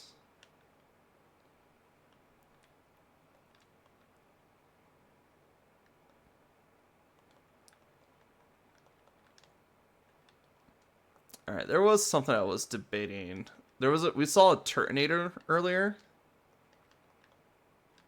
I think I could try that. Fire Dragon. It's going to take a lot of training for this guy, and I mean a lot. We're starting at like level 1. But I think I want to try and train one. I think it'd be fun.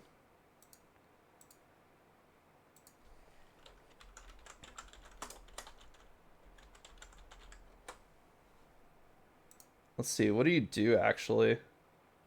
I know he's got like that one move where it's like you shell trap, and that's if they're hit by a physical move, the trap will explode on them. But like, what's your stats say that you do?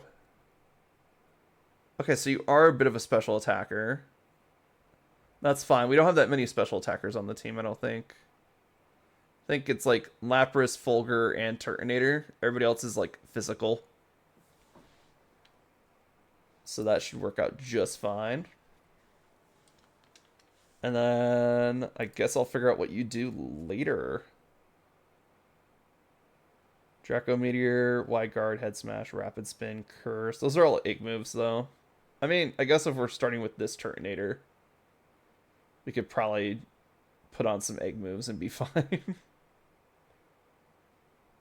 Oh, and of course you get, like, Draco Meteor. Makes sense. Scorching Stance for coverage. Scale Shot. Scale Shot lowers our defense, but that's fine. Increasing speed is the important thing.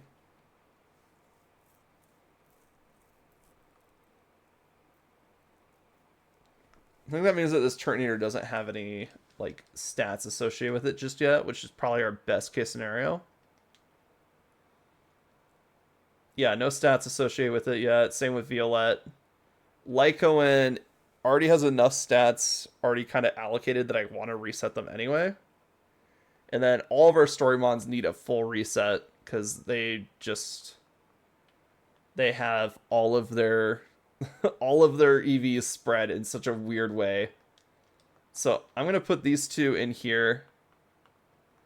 I need a battle box. Let's make this the battle box. I'm gonna put these two in here so we don't mess them up. Same with this one. Because the other ones will have to reset anyway. And I want to make sure I'm in a good position before I start resetting. Oh, Crobat's already maxed out, so we can just put them on the team. We also need nicknames for the Turtonator and Crobat. So if you guys have any names, let me know.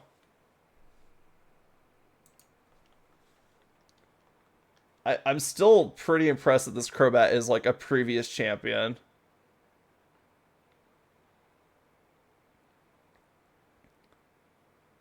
I mean, I think it's like the generation just before this one, but still.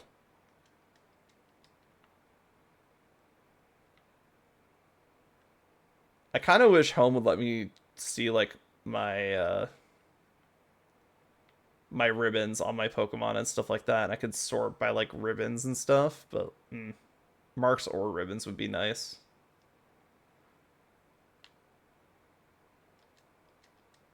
All right, let's see. It's a bug. I'm just gonna go in. Crowbar for the Crobat.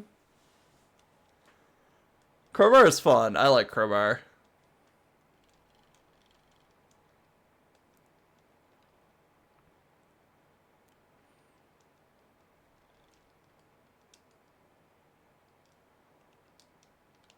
Let's do a max airstream.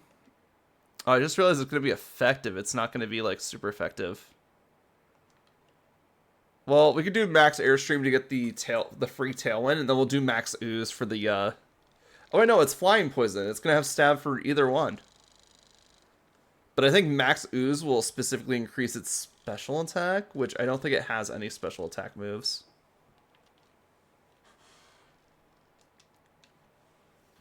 Crobat's also another one that's like you can throw it in most games, in most Pokemon games. I'm pretty sure it's in Scarlet Violet. I know it for a fact it's in Legends Arceus. Oh, right. I'm overthinking this. It's 3 stars. That's the real answer here. I'm overthinking my raid here.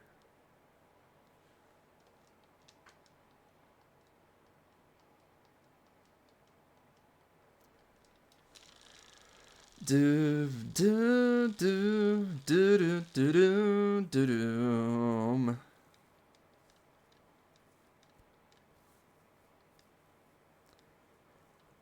And the good thing about flying poison is that it gets rid of one of poison's weaknesses, which is ground.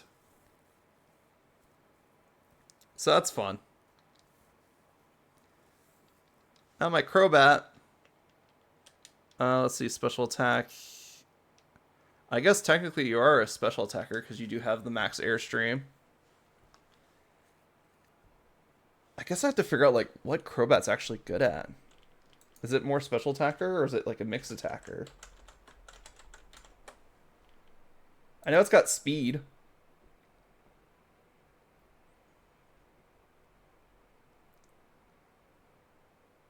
Looks like it has more physical attacks, so we definitely want to focus more on the physical aspects of it. So just a fast physical beater. I'm thinking acrobatics. For sure. I'm trying to see...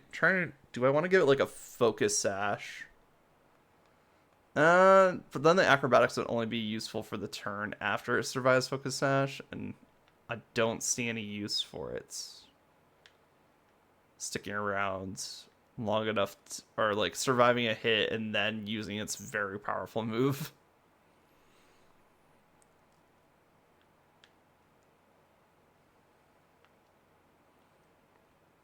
Let's see.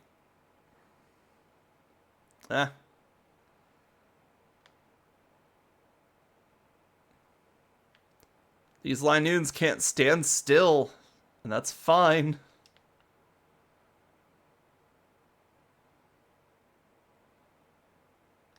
Alright, how's our money items doing? I know we've done a couple raids, but like... Okay, we got some money items back. The thing is, I do have ways to farm money in this game. They're just boring. So, there's a Meowth that I have, where it is the special Gigantamax Factor Meowth before you could get like any Meowth with Gigantamax Factor. Or, you know, like any Cantonian Meowth with the Gigantamax Factor, basically. That's got the Cherish Ball and everything, but the big thing that sets Gigantamax Meowth apart from Meowth is that its normal max moves basically become an enhanced version of Payday. So what you do is that you do like the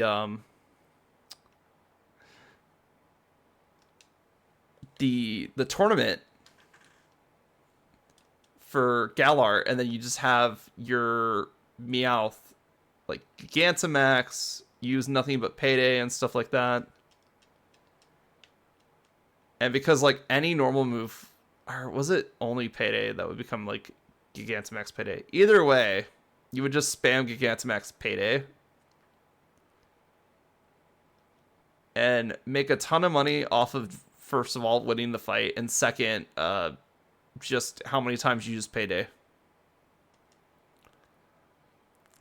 Now, what makes it boring is, like, unlike Scarlet Violet, where you can just auto press A and win and generate a ton of money that way, you have to, you know, be an active participant in the battle. Because you have to choose when you're Gigantamax and stuff like that. And also, if you go up against Alistair, which is like the ghost gym leader from this generation, you have to use something else besides Gmax Payday.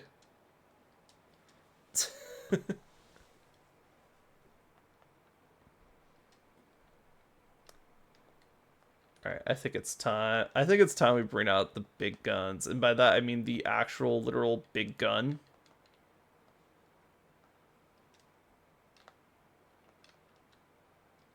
I want to see how this Eternatus works. I'm pretty sure I just built it as a very big special cannon. Max special attack. Maybe I threw something in defenses. This thing should just rip apart Dynamax Pokemon left and right, because that's all it's designed to do. Unless they're fairy type, then we're fucked. We'll have to do something else.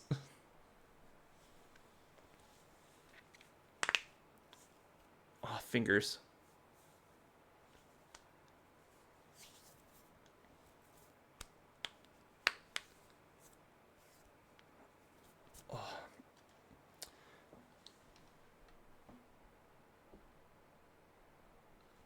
Let's see.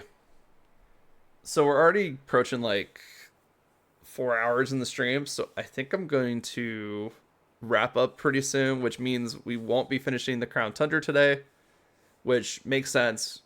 Obviously, this is going to take a little bit longer than I expected, and especially with how I want to do it now. With the whole like, I'm gonna go shiny hunt the Reggies because this is one of the few games where they're not shiny locked, and I would like some shiny rocks. I'd like some shiny Reggies. Um,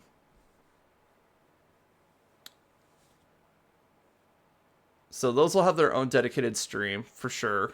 Um, it might take us a couple streams to get them.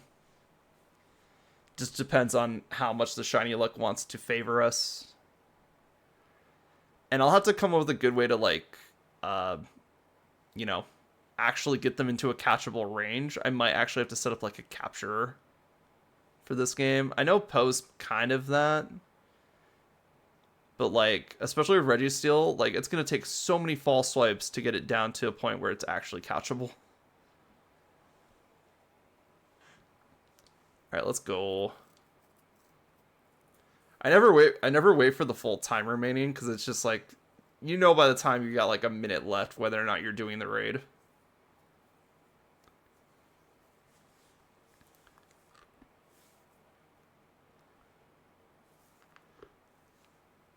And it's just a steedy, so like not a very, you know, high ranking Pokemon for people to go in and fight. So it's not like it's like a Chansey or anything. Chansey raids were also very big. They've been big for multiple generations now because they just spit EXP candy at you. And that's true for Scarlet Violet, and that's true for Sword and Shield. So if you have a Chansey raid, make sure you share that thing online. And Eternatus, like all of the other legendaries from this generation, Zamazenta, Zaishin, all of them can't Dynamax. So you are literally just Dynamaxing Cannon if you are bringing in Eternatus. And that is your entire game plan. Now you might sit on like Calm Mind for a bit or something like that, but I'm not even sure if it can get. If anything, does Eternatus get Nasty Plot? That might be the only way to make this build better. And then you give it Recover to, heal. Boom.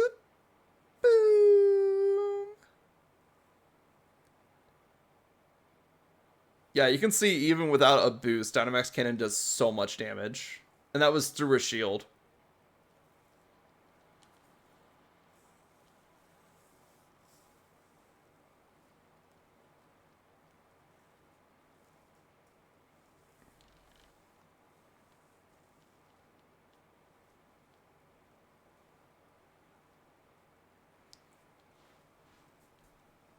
To normally get that damage, you'd have to hit super effective and also have their defense lowered a bit.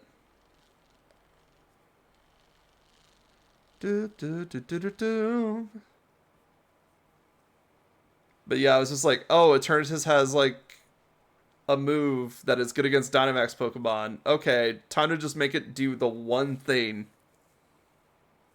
which is Dynamax Cannon until these things die.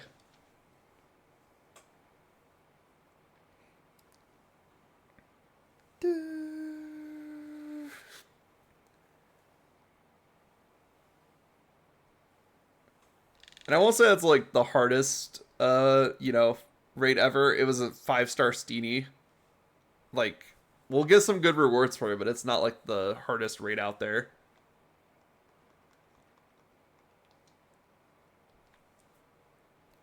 Ayy.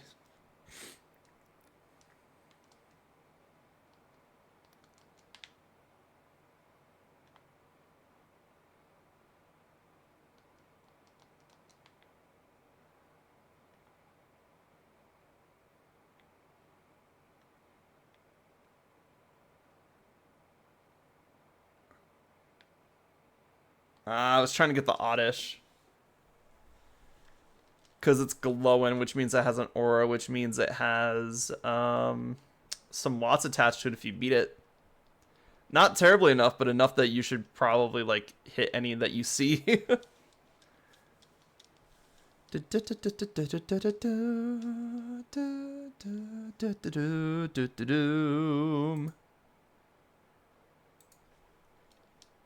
Come on, can we just air slash this thing and get it over with? Wee.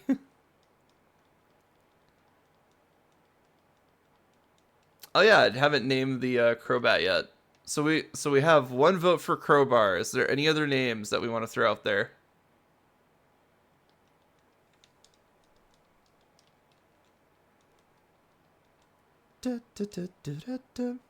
So here's how nicknaming this will work. Since it's not the original trainer, we'll only be able to nickname it once. So whatever name we give it, we're stuck with.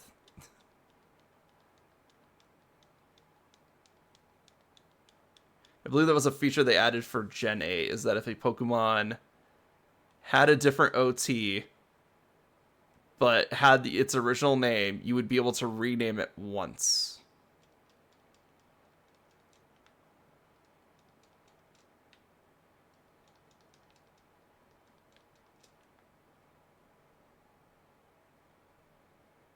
Oh, there's a rare den. There's a rare raid here.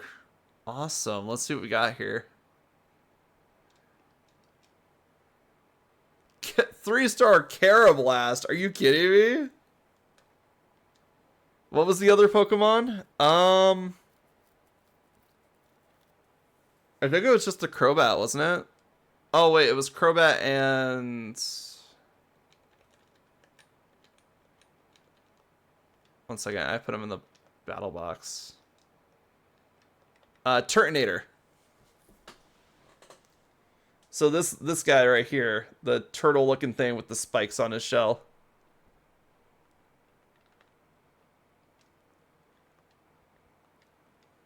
I guess same with the Turtonator, because the Turtonator technically belongs to a different trainer too.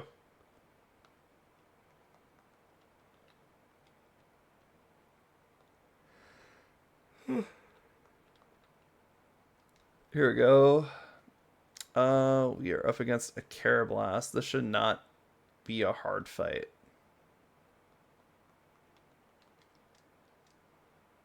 I know, tough decision.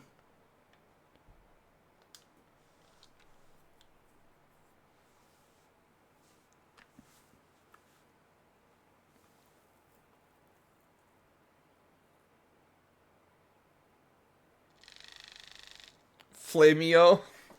You don't know?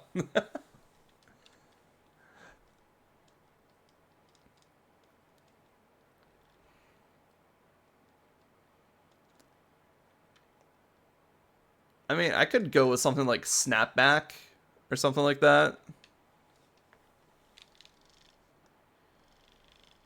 I'm not the greatest at coming up with names either. Sometimes I have a good idea. Other times I'll just like make it like mythology related. You want to think of a pun, but you can't?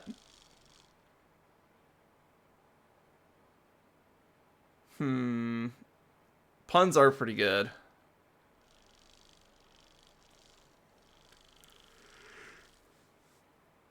It is a dragon turtle, for sure. And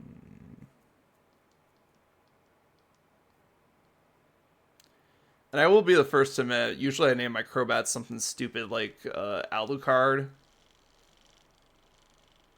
So I'm not the best at coming up with nicknames either.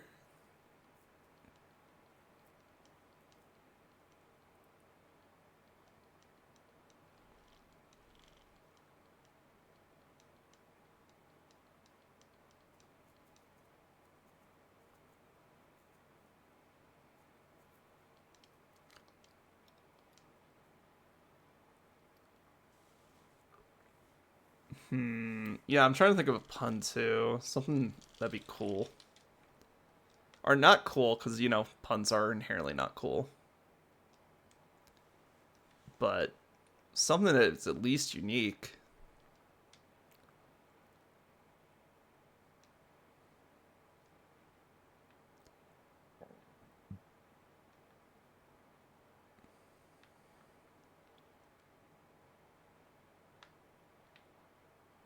Oh, is that another? No, that's a campsite. Yeah, that's also a campsite. I'm just gonna see what this one is. Pukamuku. Okay, that's cool.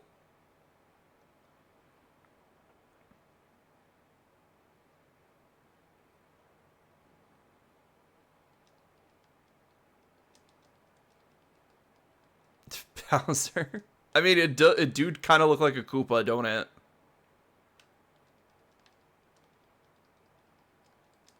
Oh, you know what we could call it? Flame Bro. Or Fire Bro, or whatever the enemy is called.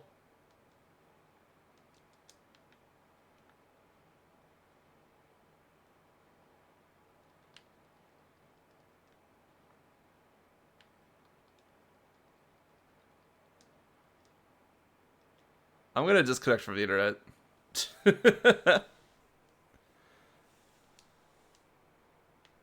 I'm kind of done with these pop-ups just taking up like half of the screen here.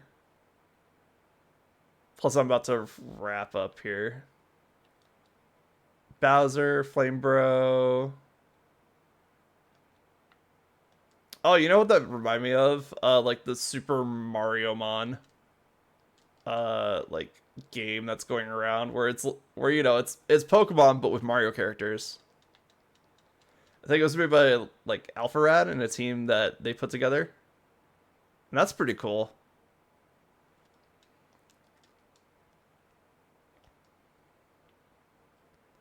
And I think it technically gets away with it because it's not using any like Pokemon's actual IP. It is using a Nintendo IP, it's just not using Pokemon specifically. I guess that's not technically true. There's a couple Pokemon characters, but it's for spoiler.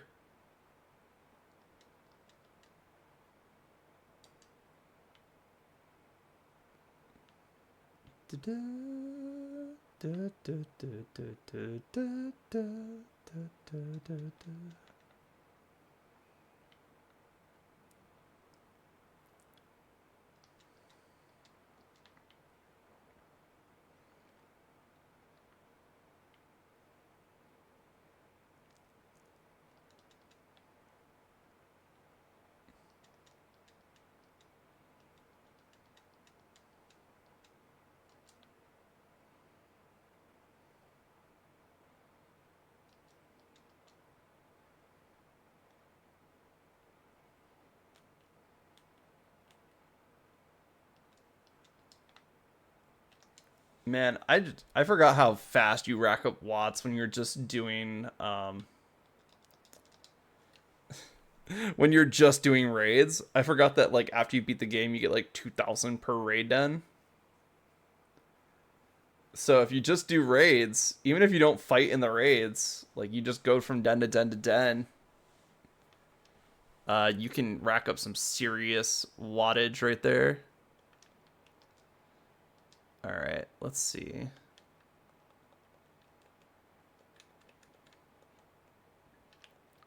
So let's see. Can we rename the Crobat? Quite a fun nickname. Okay, cool. So we can give Crobat a new nickname.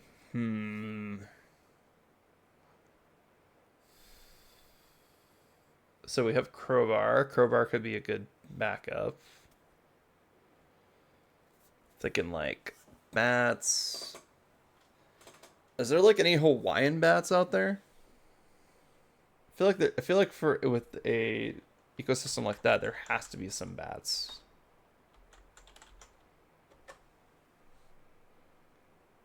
The hoary bat, also known as the Opa Appa.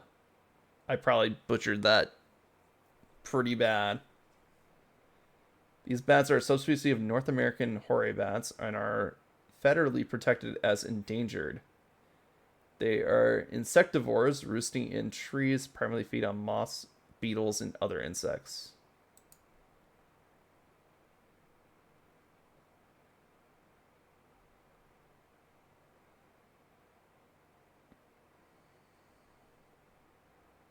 Interesting.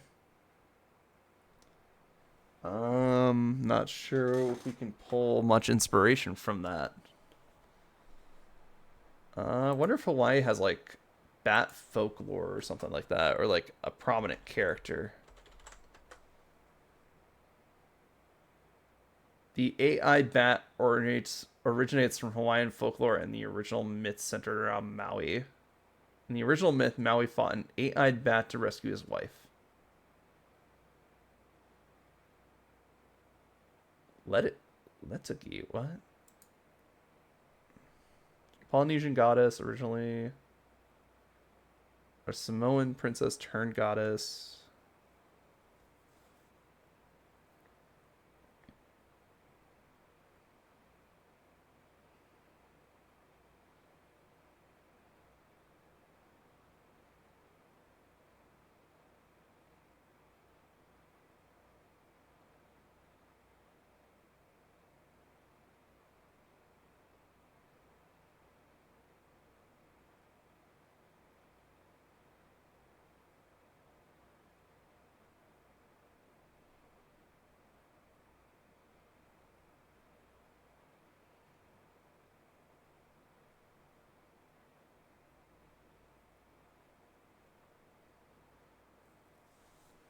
Okay. that I've just been that was a deep dive of some like Hawaiian folklore just there. Nothing useful, but it was really cool. Let's see.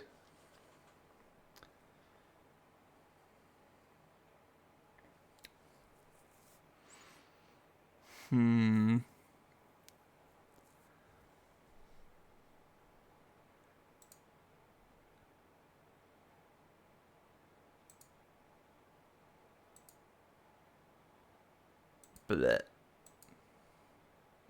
But my brain is kind of fried right now. It's a sign I'm getting too tired. Let's see. Crowbats.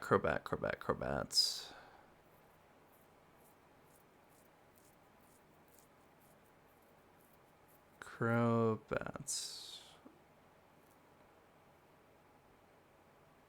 Crowbar is definitely a nickname, but I'm not sure if I want to use it.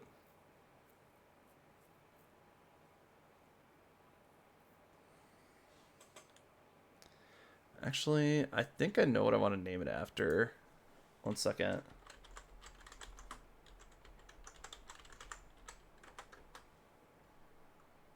Eledglemma.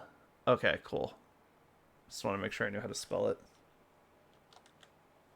Oh.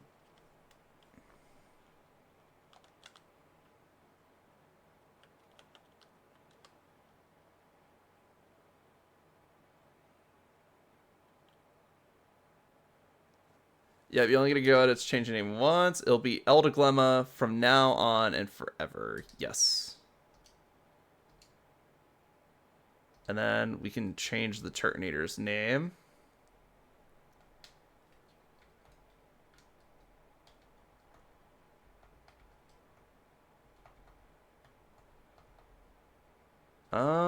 Let's see. Isn't there like a volcano, like a Hawaiian volcano we could probably name it after?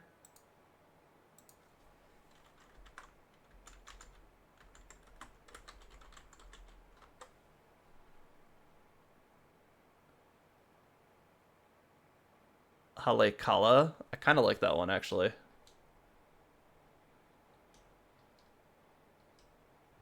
All right.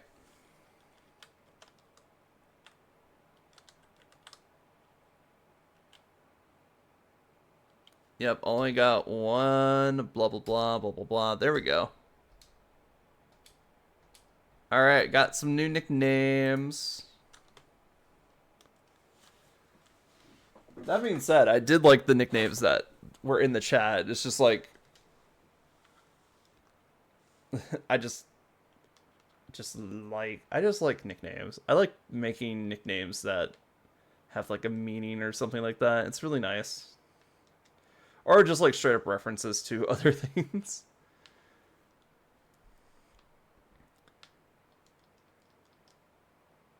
Ugh.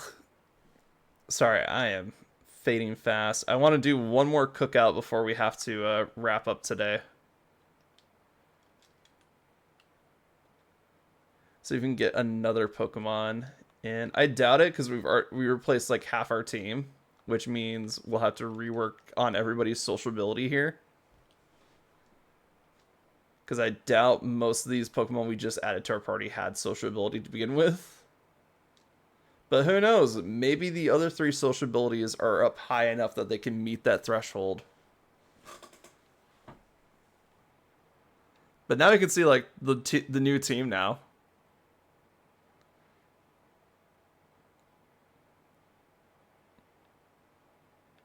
Helelaka, Eldeglema, Violette, Darkly, I think, Fulgur, and then Light go on. I do like this team. This team's really cool. And because it's the last meal of the night, we're going to go all out with the big fancy one. The one that we pretty much have been practicing since the get-go. For a good chance at getting a full heal here. I'm not going to say guarantee because I could still fuck this up.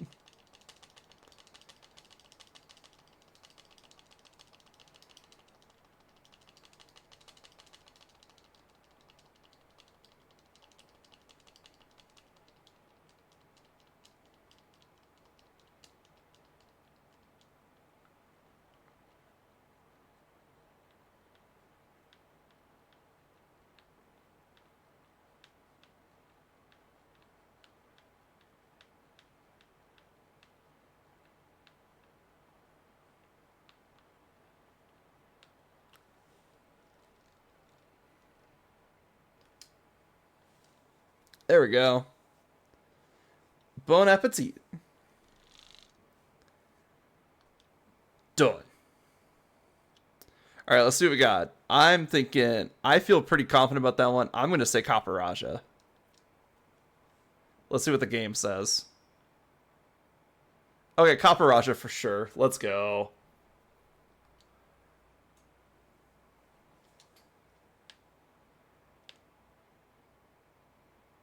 All right, no new Pokemon here. But that's fine. We just wanted the full heal, which we did get. Oh, so it's not like a flat amount. It is literally just based on like what level the Pokemon is when they come in. Okay. Lyco can get close combat. Oh. Okay. In that case, I want to get rid of Crunch. I don't think Crunch is doing anything for us. Now we can get stabbed close combat.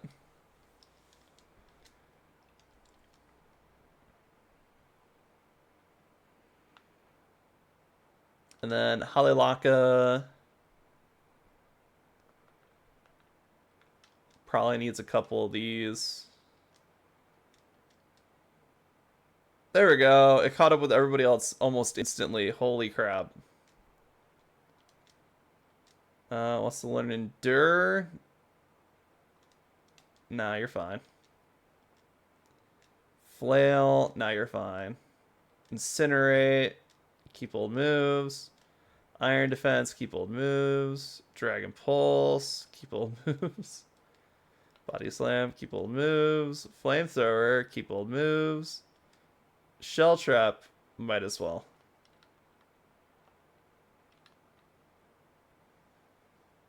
I don't think Shell Trap works like Protect. I think it's literally just, oh, did you get hit? Did you survive? Okay, explode. So, we can at least get rid of Tackle. Tackle's not that great.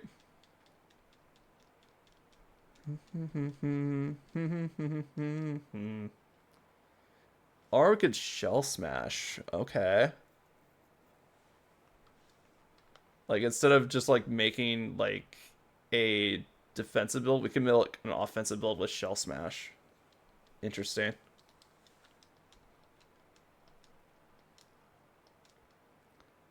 Overheat, definitely better than Ember.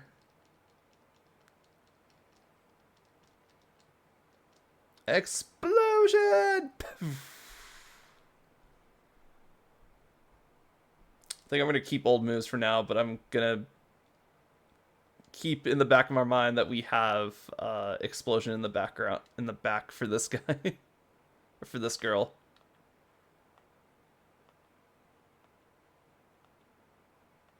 Okay, we definitely got to start feeding some Dynamax candies to some people. I feel like so Folder and Violet are the ones that have 10. I think Darkly has 1. Yeah, Darkly has 1.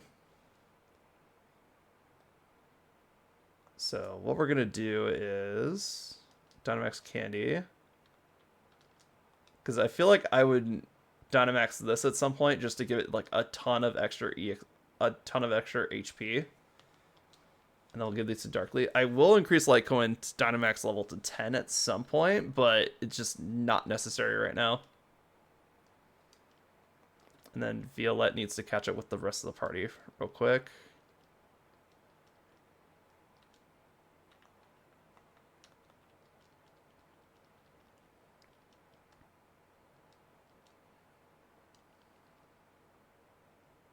There we go. That's caught up with the rest of the party, mostly.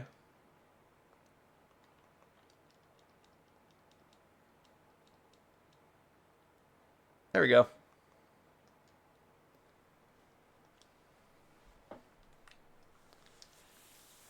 All right, well, I will work on this team off stream. I do want to see this guy walk around though, or this girl walk around.